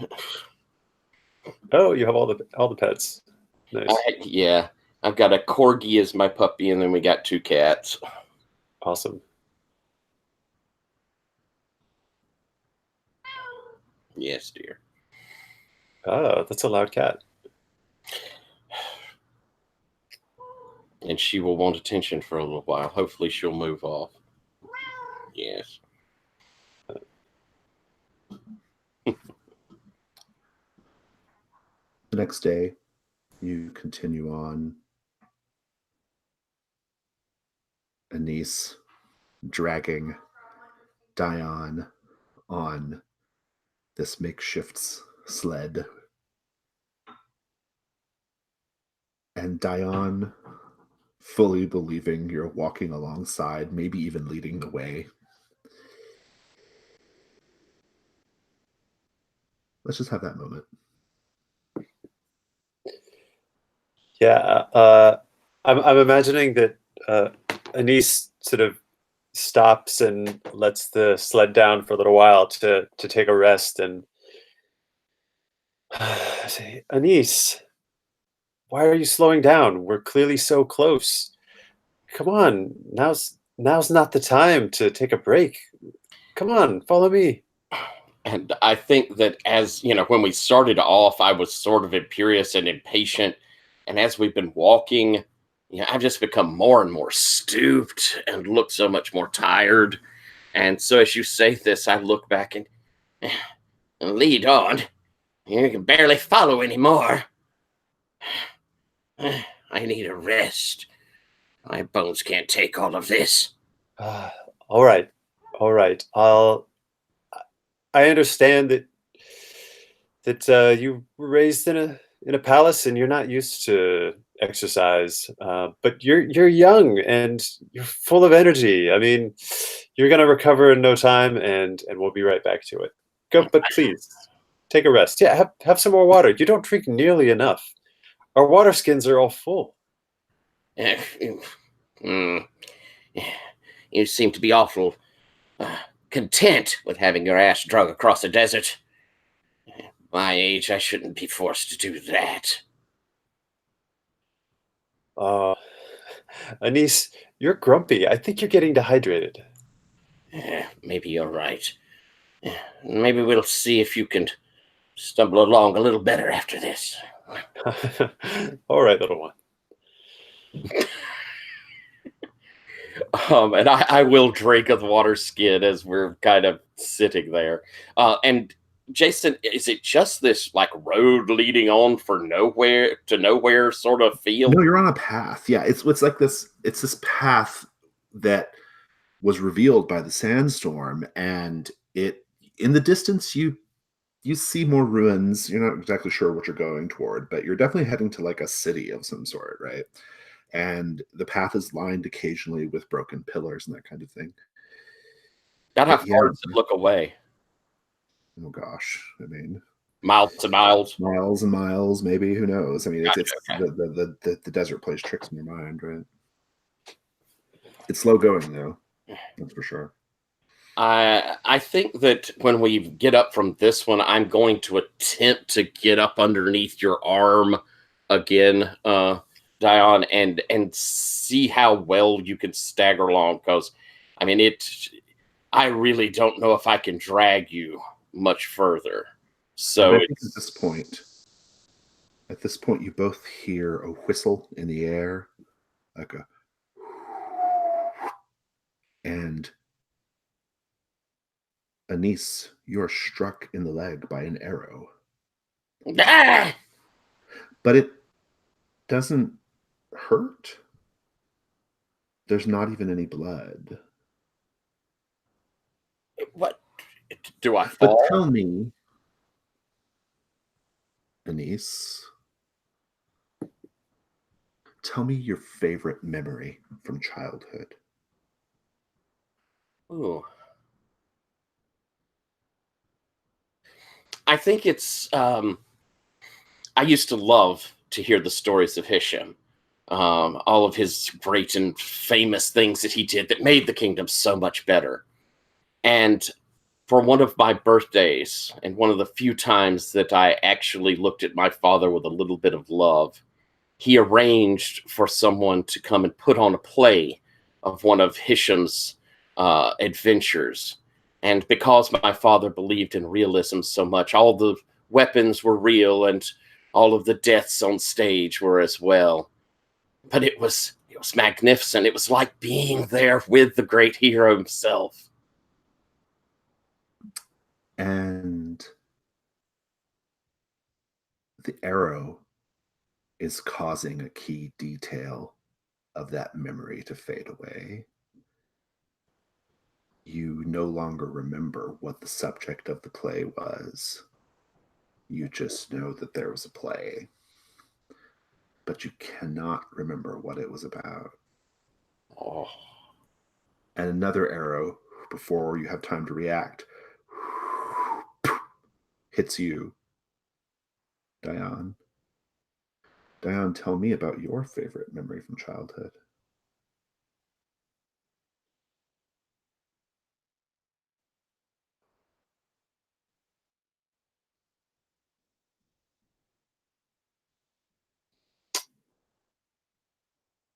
I grew up in a land where it gets very cold in the winters, and my brother and I built a sled, and we would take it to the top of the hill outside of our home, and we would sled down that hill and drag it back up and slide back down all day in the winter. You no longer remember your brother in that memory. It's just you going down the hill. You can even, as the arrow hits, you can even see your brother in your memory, like fading away, even knowing they're fading away. And then they're gone, and then you forget. And at this point, it starts small, but you hear again the rustle of sand and the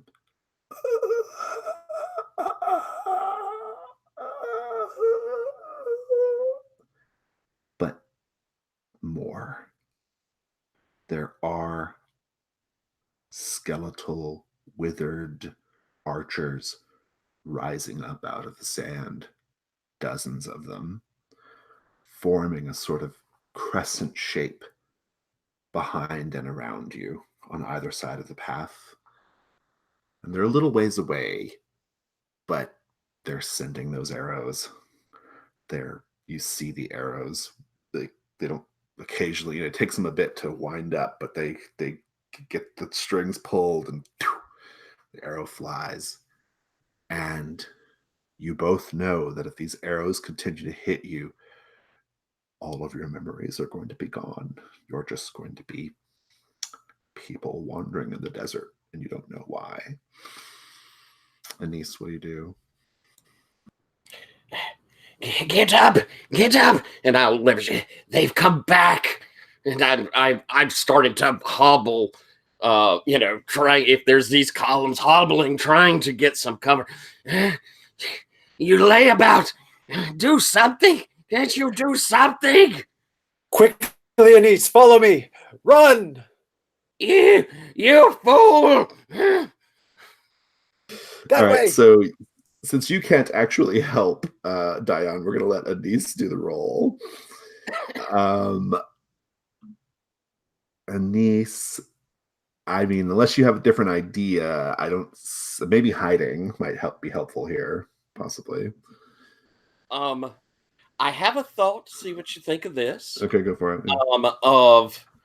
As I see that there's me, old womany, trying to haul this guy, it ain't working, and so I think that in this you'll see me sort of go rigid, and I'm going to reach out, and I am trying to call the scarabs of this desert to come and eat the cyno between these things joints.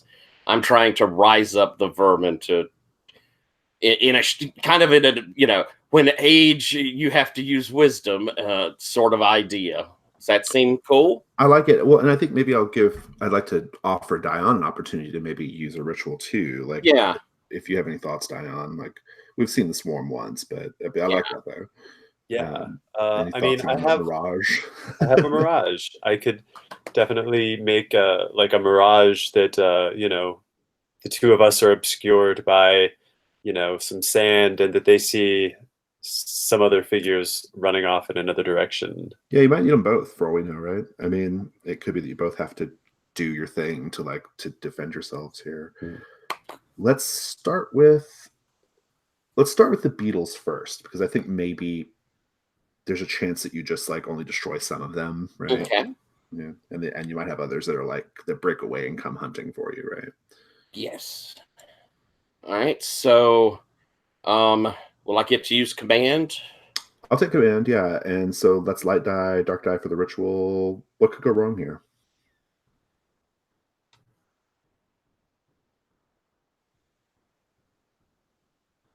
I think that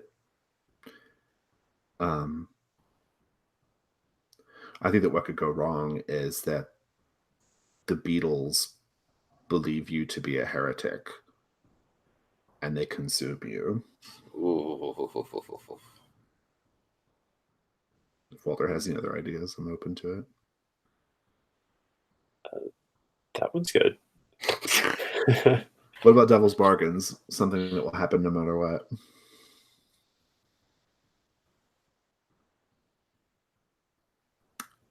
The beetles eat Basso. I'll offer that.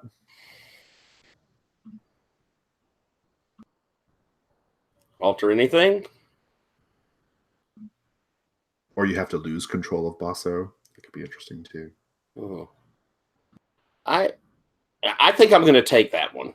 I like the idea of maybe at this would be that good moment for Basso to run off to go and feast himself, and we lose Basso. That could make nice tension. Okay. Yeah. And it could be because of the magic, right? Because you can't maybe hold them all at once. Right.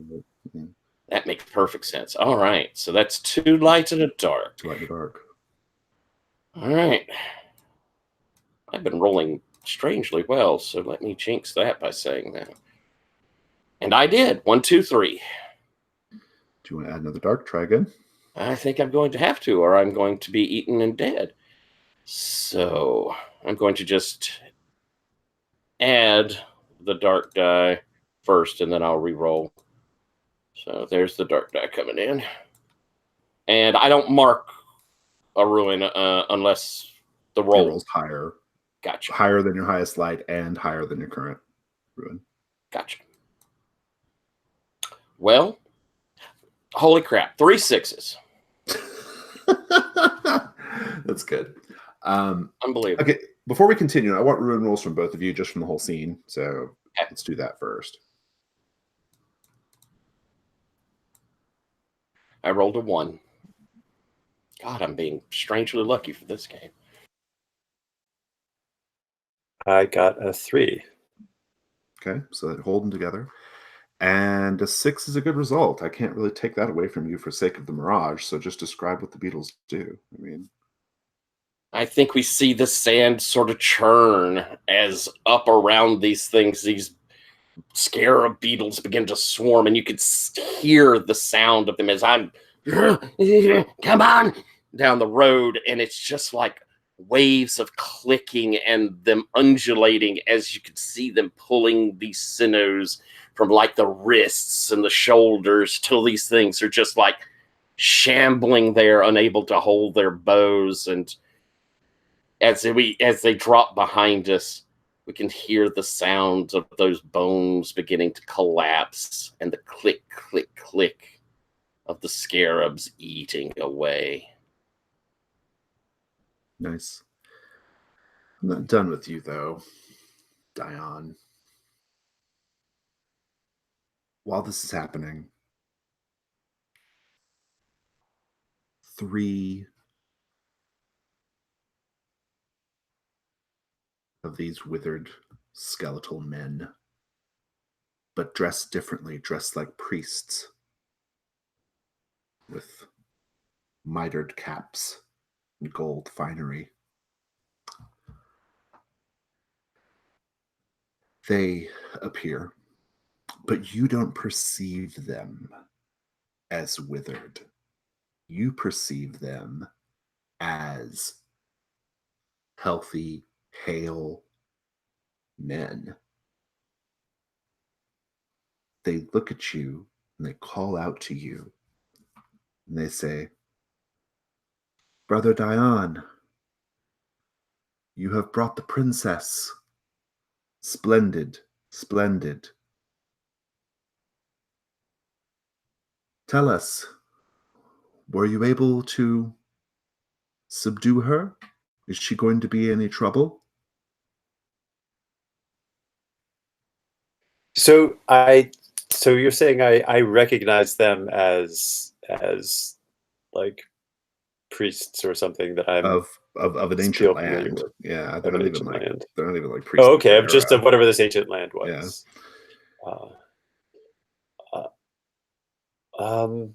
How do you know my name? They look at each other. Brother, what do you mean, how do we know your name? You were with us. We all went to the same seminary together. And now here we are.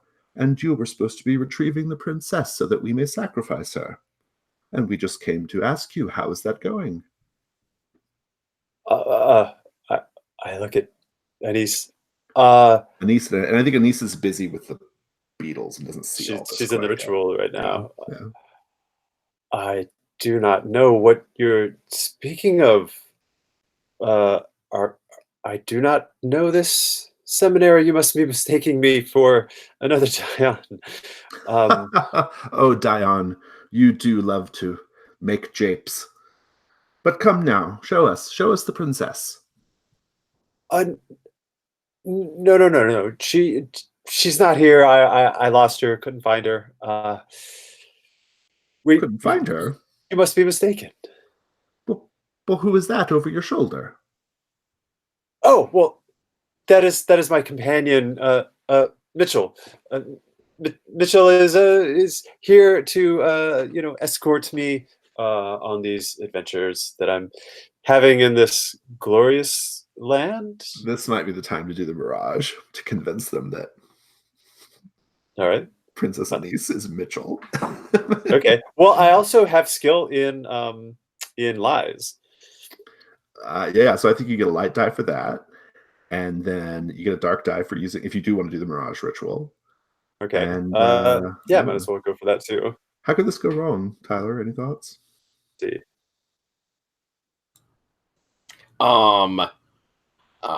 I think I think if it goes wrong, that rather than just changing me to Mitchell, you instead switch what you and I look like. As a thought. Oh, interesting. Like actually switch what we look like. I'll offer that if it goes wrong, I think they continue to believe that you're just joking. They realize it's the princess, and they will try to violently take the princess to their temple. And now Devil's Bargains. I do have one to offer. My Devil's Bargain is, no matter what, the priests will have to get very close to Anise and investigate her to ensure their eyes aren't playing tricks on them. I like that one. Do you take that bargain? You're muted. You're muted, Walter. Yes, I will take that. Put Two faith light, in one my dark. ability to lie. So, all right, 2 light and 1 dark, you said? Yep. Yeah, because I get 1 for the ritual. All right. Surely this will succeed. So first I get 1 more light die. And then, let's see. Oh, that totally didn't work. Now I'm confused. I'm going to just re-roll some new clear dice the with a new room. Yeah, color. just clear the room and do it again. Yeah. Let's see.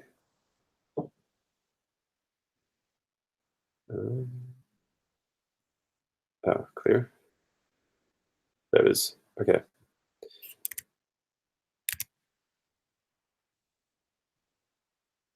There we go. Okay, my best was a 4. Let's see. And that was a light die. Okay. So the complication. I think the complication is this is going to go fine. They're going to believe you. They're going to believe you. This is not a princess that you have with you. But I think they're also going to demand, in that moment, they're going to demand a tribute to the church, some kind of donation, possibly from Mitchell.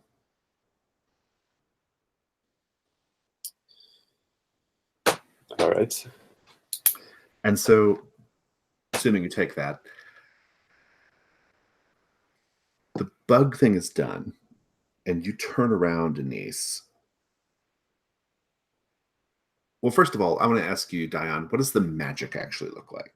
Like the ritual part of this, how does that work? Describe that for us. Yeah.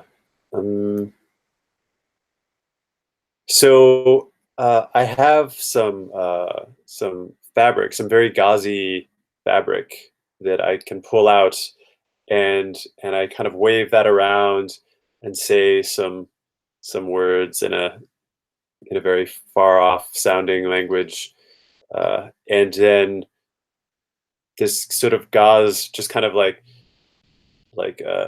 melts into the world. It's kind of like it just sort of changes the visual space, and slowly everything just kind of like morphs into the mirage that I have. And in this particular scene, I think there's like this kind of like a little like burst of dust and sand kind of flies by to obscure the vision between Anise and these priests. And when the sand kind of dies down, like Anise looks different, right? Just subtly different, but enough that she's clearly no longer the princess. So Anise, you turn around and you hear the last little bits of this conversation, but the conversation is one-sided. You only hear Diane's parts, because when you turn around, you see skeletons. You see these 2 withered figures, and they're standing there and they're making motions toward Diane, but it's very like and Diane is like, oh, this is my friend, you know. Okay, I think ruin roll from you, first of all. All right. Ruin roll from me. I'll use that as a dark die.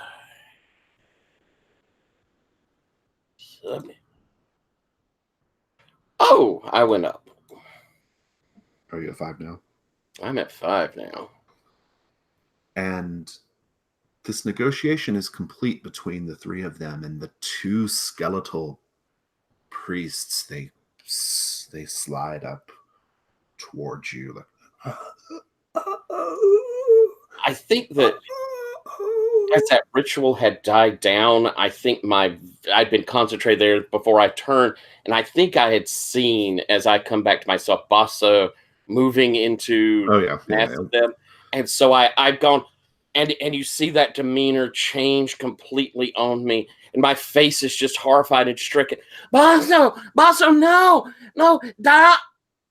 As I look over there and see this, and my face drains completely and my mouth opens, and I would be screaming, except nothing's coming out as these things are coming up to me. And I am just frozen in fear, my eyes twitching over towards you. And in your vision, Dion, the priests are, well, let us have a look at your friend. They don't look well, Dion. And they walk up to Anise, and they put their hands on Anise's cheek, and they're like, "Friend Mitchell, the color has gone from your face. What frightens you?" But of course, in your vision, Anise, the skeletons have reached out their bony fingers and are kind of scratching at your cheeks, and they're very close. They're sort of dusty grave breath, just kind of like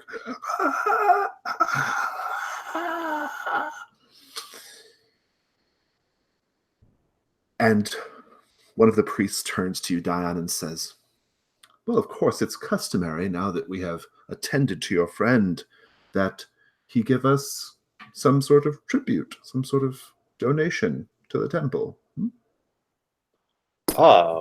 Well, for your being gracious hosts here in your temple and its vicinity, we have brought you an offering, haven't we, Mitchell?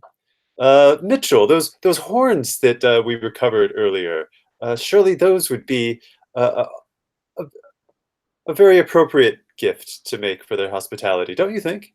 And I'm like, yeah, what should I do? I'm so scared. Your friend is very shaken, Dion. I fear they have seen something very terrible. I hope I will pray for them. I shall take your donation, and we shall pray strenuously for their release from whatever phantasms are clouding their brain. And of course, to you, Anise, this is just like, right? Yes, I look at the two skeletal warriors. They look like priests to me, and say, "That is very kind of you. It is an honor to be in your presence." And do you have any more hospitality you could extend to us? Perhaps we've traveled a long way. Perhaps you have some food you might share with us.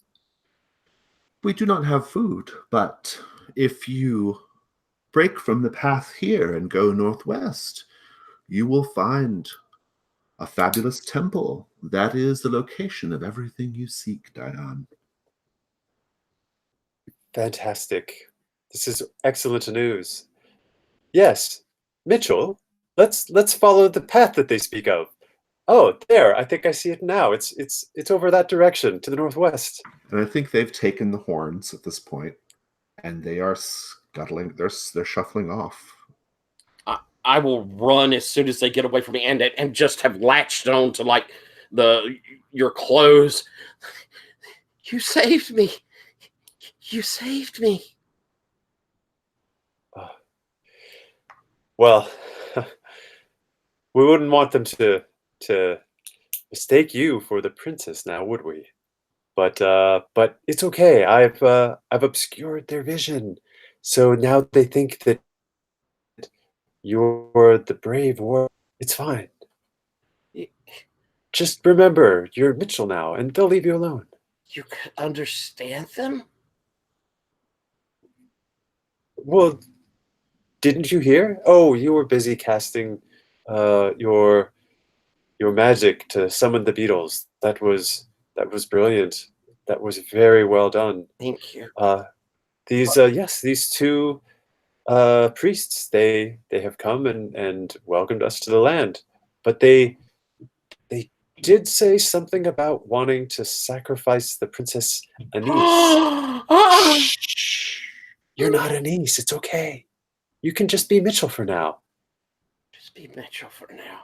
Yeah. Yeah, I can pretend. I can pretend to be Mitchell for now. Yes. Here, take a look.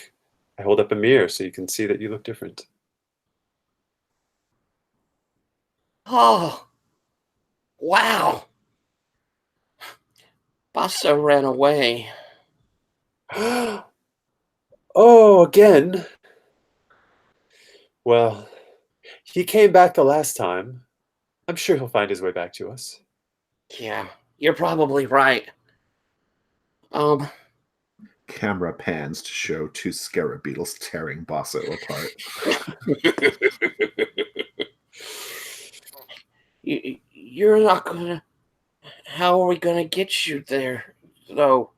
You can't walk. Mitchell, let's just walk there together. Here, give me your put your arm around my shoulder, and we'll go as friends. We'll Okay. like two companions helping each other along. Okay. And I sort of I kind of like I kind of take the position like I'm gonna like lean on Ennis, but I'm actually like completely clumsily like trying to help Ennis up from my own sitting position. and I'll kind of leverage under you. You've got to help me. We got it. We got it. And we'll shamble as pathetically as you possibly can down this road. Fantastic. I'm looking for just a quick image because there's an image in my mind of what this looks like, and I've nearly got it. Let's see if I can find it.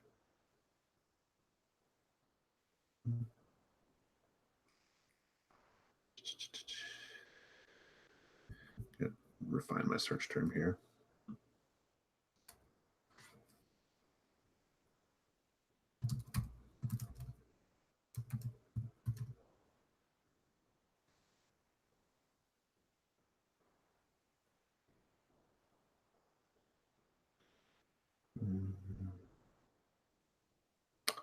Not quite having any luck. I'm not precisely sure how to search for what I'm looking for, but well, I'll try this.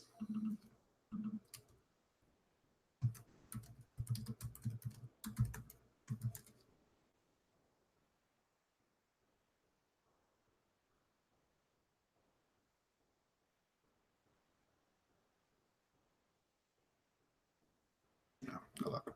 Okay, well, I'll just have to describe it then very well. There's this very particular moment in Legend of Zelda Breath of the Wild that is like perfect for like what this looks like in my head, and I can't find it. Maybe I'll find it later and show you guys. But the sand, you don't go far. You don't have to go far at all. In fact, just not even a few hundred feet. And the sand is blown away to reveal this kind of like valley or like a gorge, right? And you're walking down in it. And at the end of it, there is a set of steps that go up to this tall archway. And it's like the front of a temple or some kind of palace built into the wall at the end of this little valley, right? And so you've got the high, ridges on either side, and you're walking down it. Well, you guys are really walking, kind of dragging each other down it. And then at the end, built into the wall, is the entrance. And there's a cold, cool wind blowing from inside of it. And you continue in, and that entrance is really just a kind of foyer or entryway. There's actually some stairs that go down. And if you follow the stairs down deep into the earth, they go down quite a ways until you are in this landing. You have your lanterns and torches at this point, I assume. So you have torchlight. And at the bottom of this landing, there are 4 paths. 3 of the paths are immersed in very deep darkness, and this strong cold wind is blowing out of them. That's where the wind is coming from. And the 4th path is a walkway above a deep, dark pit. And there are enormous metal pendulums, evenly spaced, swinging steadily across the path. If you were able to get by on normal foot speed, you might have a chance of working your way past those pendulums, but in your current mobility, it would be pretty hard to avoid these things knocking you off. So you have the 3 cold, dark paths, and then you have the walkway above the pit with these pendulums swinging. And all around, there is a mural. And the mural is made up of numerous figures. And the figures are fashioned out of gemstones. And at the far end of the walkway with the pendulums, the story that the mural is told. Like these closer ones, the characters are made of like very simple gemstones, like things that aren't that valuable, tourmalines and cat's eyes and things like that. But at the end of the mural is a king. And at the center of the king's chest is an enormous diamond.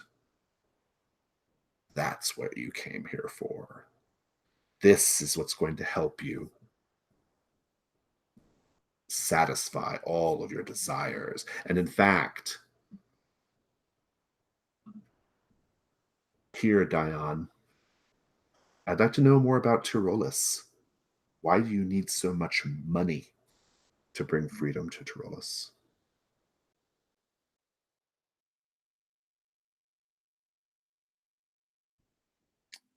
Well, so many of the people there, they are simple farmers, craftsmen, and they have fallen into debt over years, generations, and they're basically just serfs and slaves now to the Order of the Oak, which, started off being like, oh, we'll help you, in exchange for these favors, and has now just become this tyrannical organization, and they need to be paid off.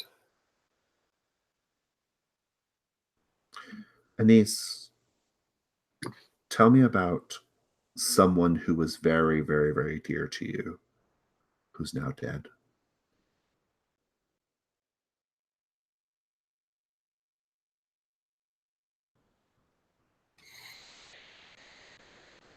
I never think of it. I never think of her. And maybe the reason that I decided I was going to run is because I couldn't stand seeing the palace anymore and knowing she wasn't there. It wasn't like father cared for mother. It wasn't like he ever showed her affection. But when she fell in love with someone else, he could not stand that. I could still hear her scream as he put her in the brass bowl and started the fire beneath it.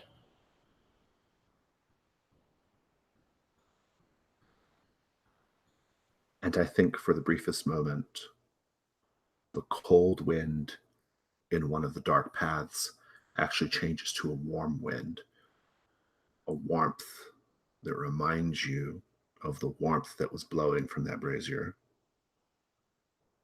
And I think the two of you are just down there, maybe kind of contemplating the situation, right?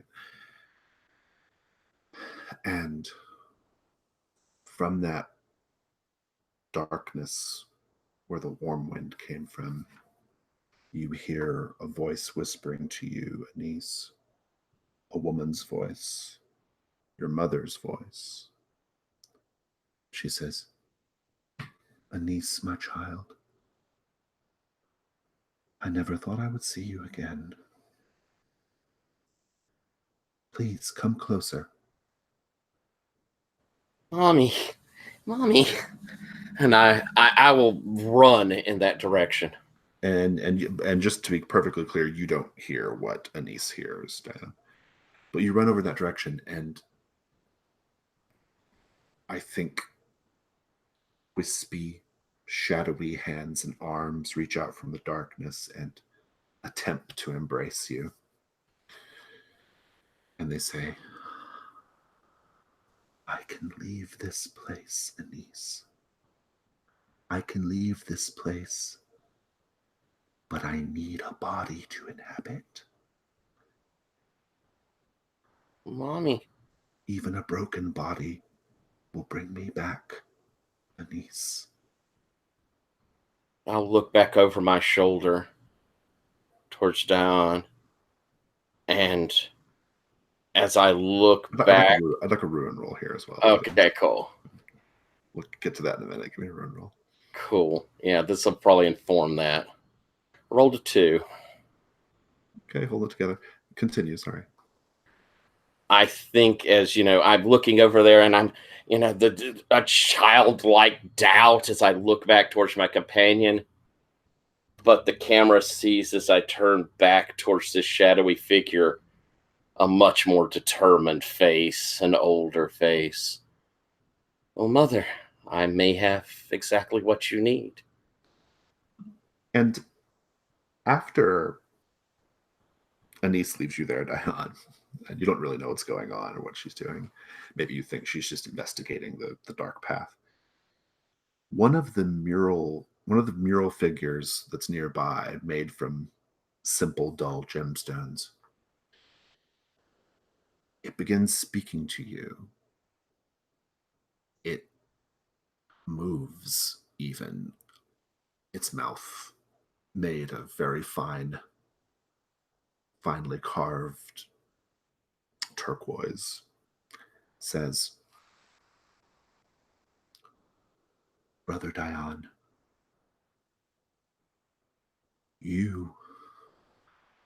I will tell you the secret of this place. The pendulums will stop swinging if there is but one heartbeat.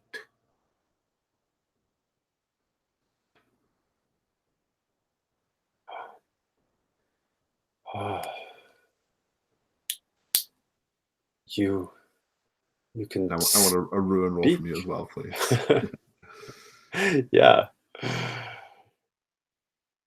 All right. That was a 4. Yeah, we'll continue. What'd you say?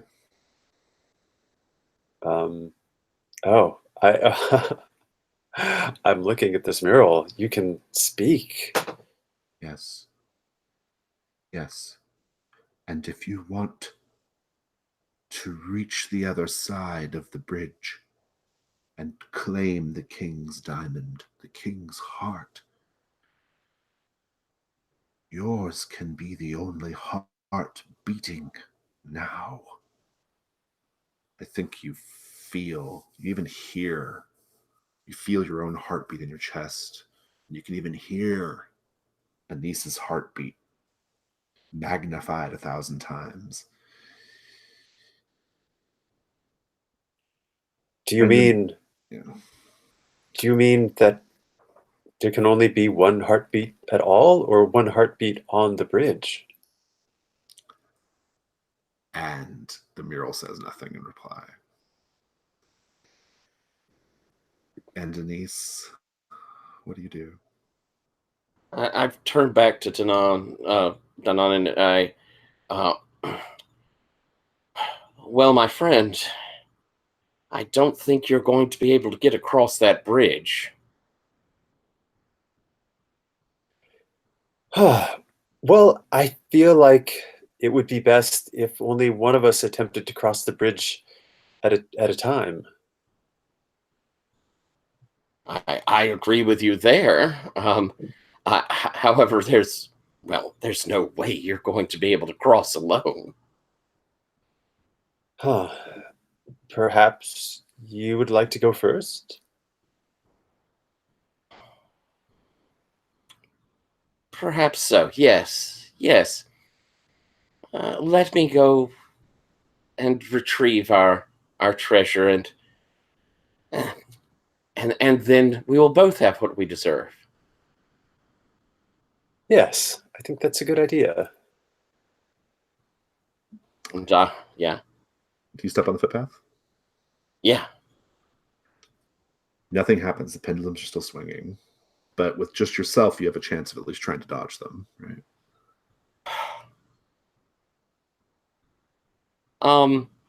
As I get to the start on the path before I go, I'll turn back. Dadon, would you mind terribly if I saw the map? Perhaps there's some clues on it that will help with getting across this.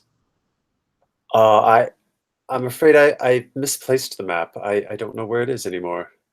And I'll walk back over. You've misplaced the map? Maybe Basso ate it. You're saying that the dog ate our map? Well, I can't find it. I don't know what else would have happened to it. Perhaps you've misplaced it in a pocket, and I'm moving over like I'm going to search you. I have been checking, and I really have no idea where it is. And in any case, I don't think it had any clues about this place. How I'm are we sure I going would to have find our way recognized it. home? We'll just go back the way we came. I'll look at your legs again. I question whether we can make it back together. Perhaps I I will. would never leave you behind, Denise. We'll make it. I'm looking back towards where my mother spoke. Do I see that shadow? You hear her. She says, "We will be together, you and I, Anise. You don't need him anymore. He's no use to you." You'll see me staring off away from you and you can help us find our way home. Yes, I made the long journey here when I was placed here. I know the way. Then what do you need, Mother? What do I Body. need to do? I need a body to inhabit, dear daughter. Can you not simply take this one? Not on my own. What must I do, Mother? And that may be creeping you out a little. I was gonna say, I'm imagining I'm hearing part of this conversation. You're hearing one side of it, yep. Yeah. I'm like, Anise, are you talking to me? I'll kind of look down almost like I've forgotten you could talk. No. The mural says again, "One heartbeat, Brother Dion. One heartbeat, and the riches of this place are yours.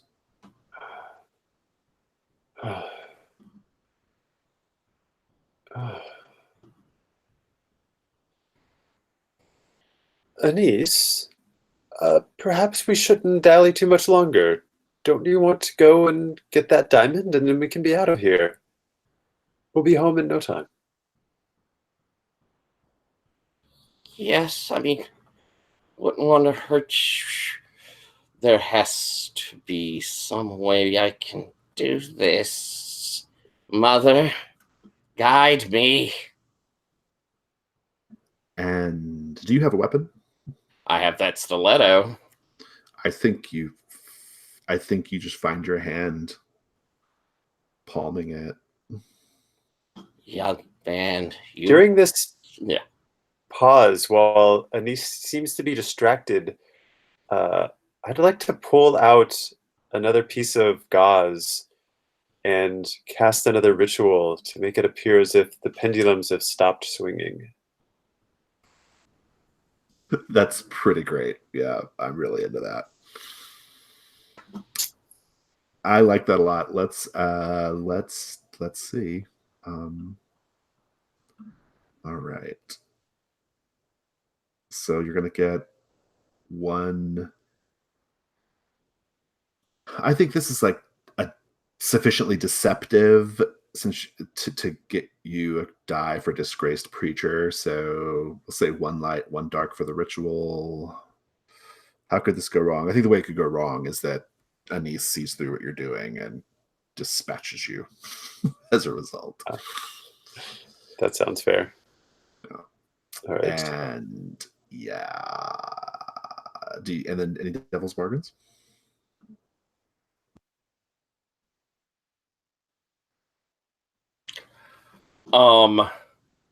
This would be what will happen regardless. Yep. I think Mother's going to come out of her tunnel regardless. I'm into that personally, but it's up to Walter. Yeah, I'm down with that. 2 light, 1 dark. Go for it. All right.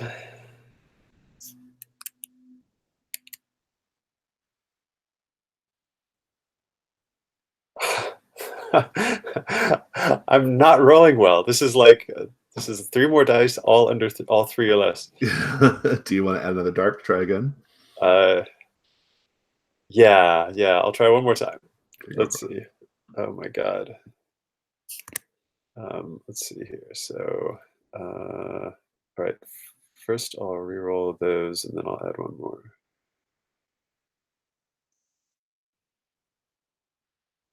So, well, I got a 6, and my dark die were low. Oh, okay. Yeah, describe the pendulums like stopping. Like, what is it? And just describe the whole thing. What does it look like? Yeah, it's it just appears that the pendulums they start to make this like creaking noise as they swing, and then they sort of like swing a little slower and a little slower, and then they just kind of come to a stop, you know, in the middle of the path, but there's sufficient room you can like walk around them now.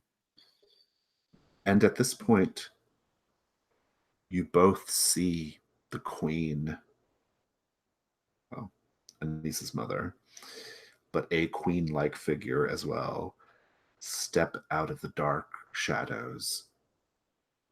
Beautiful gold, silk raiment, but terribly burned, like just burned to the bone. And she steps out, her hands outstretched, and Diane, you perceive it as the skeletal, like,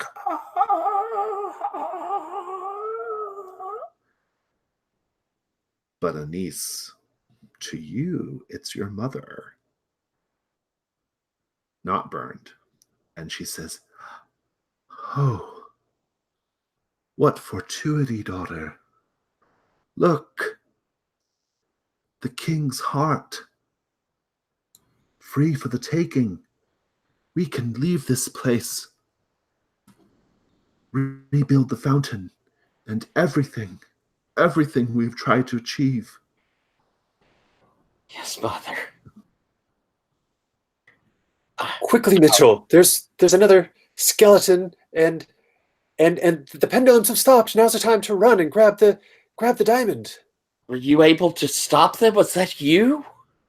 They seem to have come to a stop. I'm not sure what happened, but they might start again. There's no time to waste. Quickly, don't you see the skeletal warrior lumbering toward us? What are you waiting for? I'll look over towards Mother and sort of smile. She says, "He is struck with madness, daughter. Claim your treasure, dispatch him, so that I can have a new body and leave this place with you." Dion, you did everything you said you would. You got me here at such great cost. You have served me well. And I will stab him through the eye. I love it. Let's build an eye pool. Okay. You are. I don't think you're getting a light die. Mm-mm. Does this count as a betrayal that I can before I roll? Yeah, I'll take that. Yeah. Well, we'll see if you're successful first. Oh, okay. All right. All right. So I think the way this could go wrong is, of course, you just get overpowered by Dion, and Dion is the one who lives, right? Or who doesn't get stabbed in the eye. Devil's Bargains is the interesting part here, though, I think. Mm-hmm. And oh God, I'd like to suggest that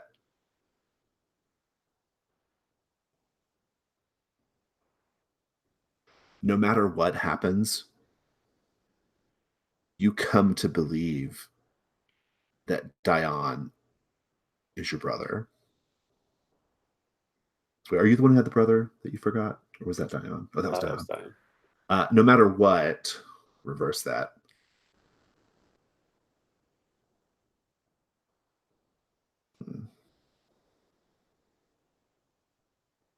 No matter what, you come to believe that Dion is your father. I like that. Walter, you anything or? Do I have another suggestion? I like that one. I like that one too. I think that does cool things. You so got one I light will die. take, so one light. I don't have any means. Oh, I can open myself up and get one die, right? You can do it after the fact too. Oh, after the fact, that's right. Okay. Since if you don't want to risk right away, risk ruin. So okay, I got one die. I got a 2. A 2. That's fail unless you want to add a dark die to it. I'd like to add a dark die to it. Sometimes it's okay to know when to quit. Oh, that's double 2s. You want to keep going? I will keep going. Once more here. Come on, die roller. No, that's 3 3s. Let's see how far you can. How often can you do this? I don't. It says you cannot re-roll when a dark die is the highest die in your roll. Oh, well, I haven't had that yet. That hasn't happened yet. Yeah. So, do you want to go one more time? Yeah, let's go one more time. Let me put a pit die down. All right, here we go.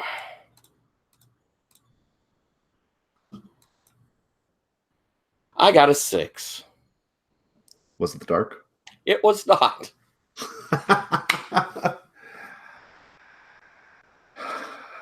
I think you get what you want here. You end Dion. What does that look like? I think that that I'm smiling and maybe Dion. Do you come to believe is your father, right? Yeah. But Dion, do you think you probably fooled me? Do we get one of those like this is a surprise? Do we? What was that? Do you? So I think. Yeah. So I'm wondering what this looks like. Like I think you're walking up to me, and does it like, do you look like you're walking up to me with malice, or do you look like you're walking up to me and then you're gonna surprise me? Yeah, I figured we were fairly close, and I'm moving a step closer, and I have been all smiles, like, "Oh, you've done such great service." That's I've right. been That was getting your that, intro. and then as And I I think just as you're, what I'm imagining happens is you say, you know, you appreciate my service, and then I say something like, oh, Mitchell, I would do anything. I would sacrifice anything for your benefit. and I I think as you speak and you say that name, and that smile leaves my face as Mother, finally. And I'm as I stab in, and I begin laughing and stabbing repeatedly into the face. Since this is my hated father now. We killed him, Mother. We killed him. And your mother says, "Splendid, Anise. You have avenged me. But look, the way is still open. The barrage is still in effect. The pendulums still look like they are not Mother, swinging. do you wish to go with me? Do you wish to take We this sh- body? Take my hand? I'll wait here for you, dear daughter." All right, Mother. I'll get it. And we're gonna have everything we hoped for.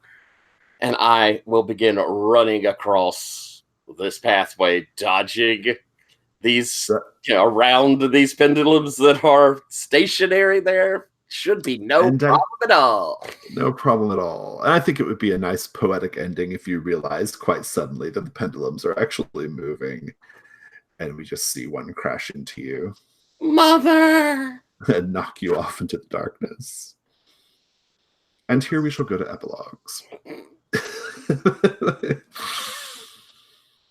Your epilogue can be back home. It can be your benighted spirit roaming around this temple. It could be anything, really, whatever you think. But maybe there really was a dog called Basso. I don't know.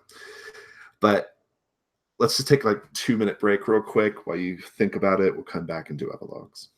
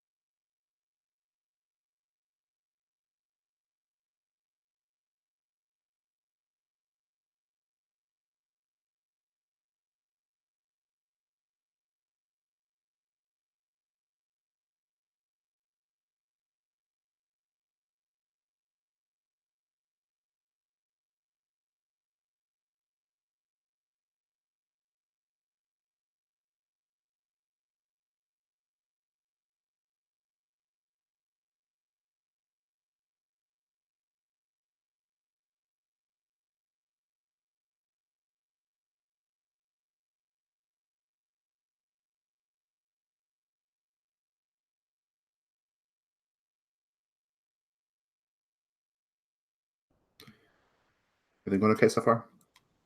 This was super cool. This was really nice. All right, let's do epilogues. Whoever wants to go first. For some reason I'm really captured by Anissa's story, and my epilogue ties in very closely with your backstory, if that's all right, Tyler. So I'm imagining a scene. It's actually more like a flashback scene to just after Diane had met and befriended Anise when Anise had run away for a little bit, and Diane, being wise enough to know who Anise was, is like talking to her father, the king, and the king is saying,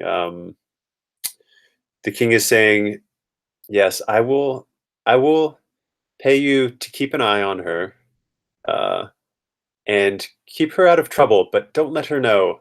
Let her be independent. She has always been very spirited, and I feel like maybe it would be good for her to go off on her own and have some adventures and learn of her own power. And in exchange, I can help you in what you seek, Diane." Nice, good. And I think we see that same man in this, bedroom. There are 3 concubines with him as he's frolicking in this bed of silks and all of the sheets around it. And in the, there's the oil lamps and the perfumed smell of the place. And we see one of those silks move to the side and the light falls, and it's Anise. And, you're seeing her in profile. So her face, while pale, is still pretty. And her hair, as she's looking in, she goes, "Father, I've traveled far, and I found something very precious." He's sort of, what are you doing here, sort of thing. What? But when he hears precious, there's a bit of avarice in his eyes. "Daughter, what have you found?" She says, "The most precious thing of all, Father. The jewel from your crown you lost. Mother." And as I look up, you see coming from the other side, Mother, desiccated, awful looking, riding the body of Dion, as she picks up one of these oil lamps and throws it into the silks, and the place just springs into this inferno. And we see Anise smile, says, "I love you, Mommy." And as she turns, you see where the other side of her face like smashed in and her body all torn, where she hit the bottom and had. Nice, good. I like it. Oh, I'm just so make sure I have the visual correct. Was the mother possessed Diane? I think that she transformed him enough to look like herself, so that the father would be able to recognize it. There's a something vaguely only me seeing it, but still. Yeah. Okay, good, cool. That was great.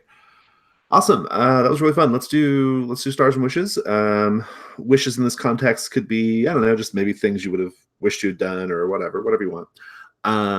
I'll say stars. The role play from both of you was really good and really, really fun to watch. And this session was just a real delight. I really, really liked it a lot. And wishes, I don't know. I feel actually really great about this incursion. I did almost every ring as written, which is great. I usually don't do that. Usually there's one that gets kind of shifted around a little bit or whatever, but I did manage to do all the rings of the incursion, managed to use every table that was in that supplement, which was pretty cool.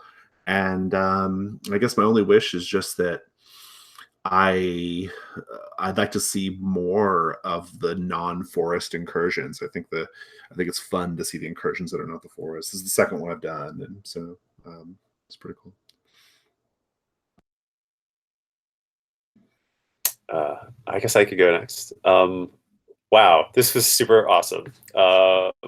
Totally blown away. I had actually read like the rules about what the rings were supposed to be before this one, so it was interesting to kind of like follow along and be like, oh, okay, I think I see what's coming. The first time I was totally blind. I was like, I don't even know what these rings are. And it's really a neat structure. I really love it, and I loved what you did with it, Jason. Like so, just like every bit, it just felt like the world had a lot of life, well, a lot of death, but like I loved all the things that you pulled in. Actually, those beasts that you ended up, those were off the random table. That ended up being really well. I don't know if you caught this when we were making the characters, but I ended up randomly rolling for everything on my character, even like my background and everything. And that was delightful, right? To just like put it together in my mind. And I loved Dion, was a fun character. Yeah, this is a really cool system. And Tyler, the role playing with you was such a blast. Is when I found out you were going to be at this game, I knew it was going to be good. And I was not even as right as I knew as I thought I was. That was so much fun playing these two characters with you. And Jason, I love how you were like feeding us these, you know, craziness, both of us, all kinds of craziness, and we more than I probably would have, I'm sure more than I would have come up with on my own. And it was nice for you to like, you know, give us give me at least this like, you know, like really crazy things to play with. You know, and then it like I felt like it could really, I was able to stretch my role playing probably more than I would have, Yeah. you know, otherwise. This was actually, so this is like the 7th time I've run this, 6th or 7th, and this is the first time that I have said, you now have this condition. This is your condition. Role play accordingly, right? This is the first time I've done that, and I thought it worked really well. Actually, previous sessions I've done, I've just suggested the condition based off my descriptions. I've never really said like explicitly, okay, here's your condition now, right? Because before I was thinking that felt a little too like on the nose or something, but it actually is great though, like because it signals to you like how to play your character, which I think is pretty good. And so and that was working great. Like you guys were both doing a really good job with that. So yeah, I just that's an extra star for me. So yeah, Basso really took on a life of its own. That was Basso was great. Yeah, I love hilarious Basso. and unexpected. Yeah, it was good. Yeah, it's super creepy. Tyler, any stars or wishes?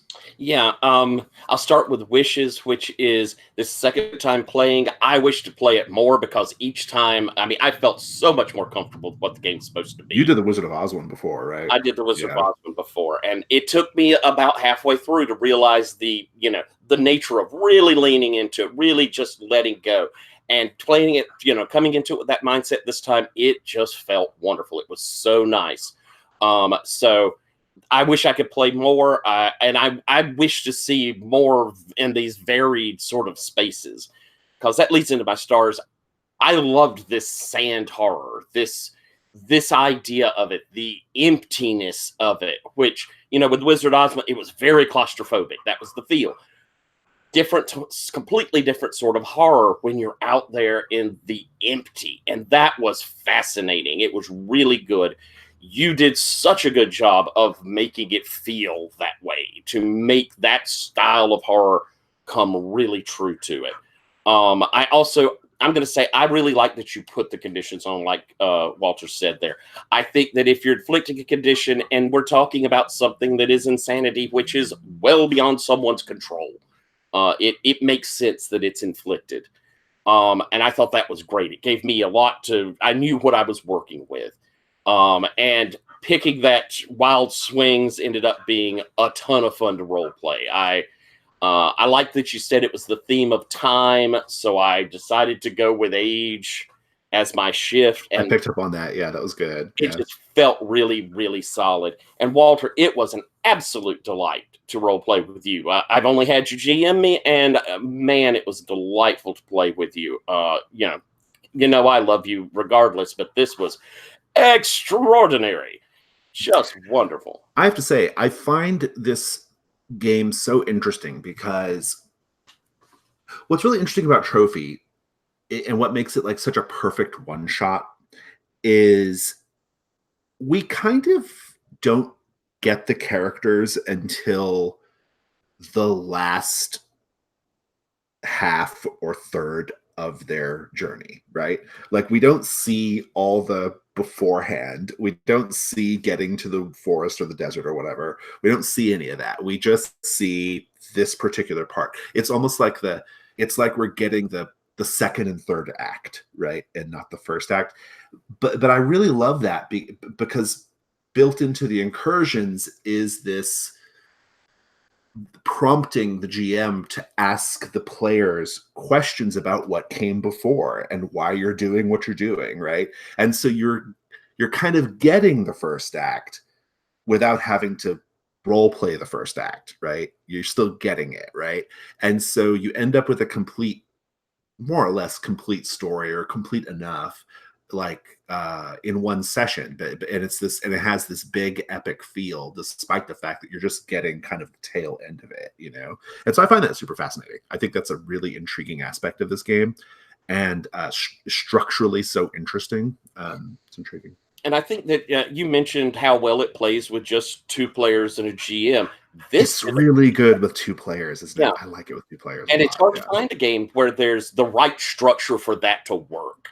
And this it was sweet. I mean, it really played to 2 people slowly descending together, or not so slowly. It wasn't so slowly, but I think that's what's interesting about it, because it's like it feels kind of sudden when you have that first like shift, that first condition or whatever. But like I said, it's like we're finding these characters at the end, or like in the middle to the end, right? And we're getting just like all the really good stuff, and then we kind of handle all the like not as exciting stuff that we wouldn't want to do in a one shot, like post facto or whatever, right? So it's definitely super interesting structurally. Yeah, I think it's really cool. And it's kind of neat to see that I think we both, outside of the really enormous supernatural pressure that came on us, we were both fairly nice people. It's just circumstance began to wear us down. Well, what I think was great about this particular session of Trophy, and this has actually been the case with all of them, except for, well, the one that's the one where you're like in the bread mill with the giant, the Jack and the Beanstalk giant, and they're all turning into geese. That one's a little bit more like intentionally a little bit more like kind of I don't know what the right word is, but like the other incursions are a little bit more personal. Like they feel a little bit more like it's just the 2 of you or the 3 of you. Like that's the horror, right? Like, because in this one, I mean, pretty much everything was just the 2 of you, right? Like there was an occasional like little thing you had to deal with or whatever, but it was all about just like the 2 of you being together, and the 2 of you not trusting each other, and the 2 of you kind of, just that whole dynamic was the thing until we got toward the end, and then we had the skeletons and all that stuff. But so I thought that was really fascinating that this game does that. I think it's a very like it's a good execution on the premise, right? I've done all the incursions now at this point, and the published ones, and the one with the oh, that's not true. I haven't done the one in Hunger yet. I don't think I haven't done the Flocculent Cathedral yet, but apart from the one with the giant and the bread mill, all of them have that feeling, right? Of like it's kind of us, the one with the cave, where you're going down in the cave, and there's like the dwarves or little stone dwarf children or whatever. That one is also a little bit like the bread mill one, in that like there's a lot more like external factors going on, but it's interesting. It's an interesting dynamic that the game kind of brings to bear. So, but yeah. Anyway, enough opining. Really fun. Thank you both so much. I'm gonna stop this. Jason.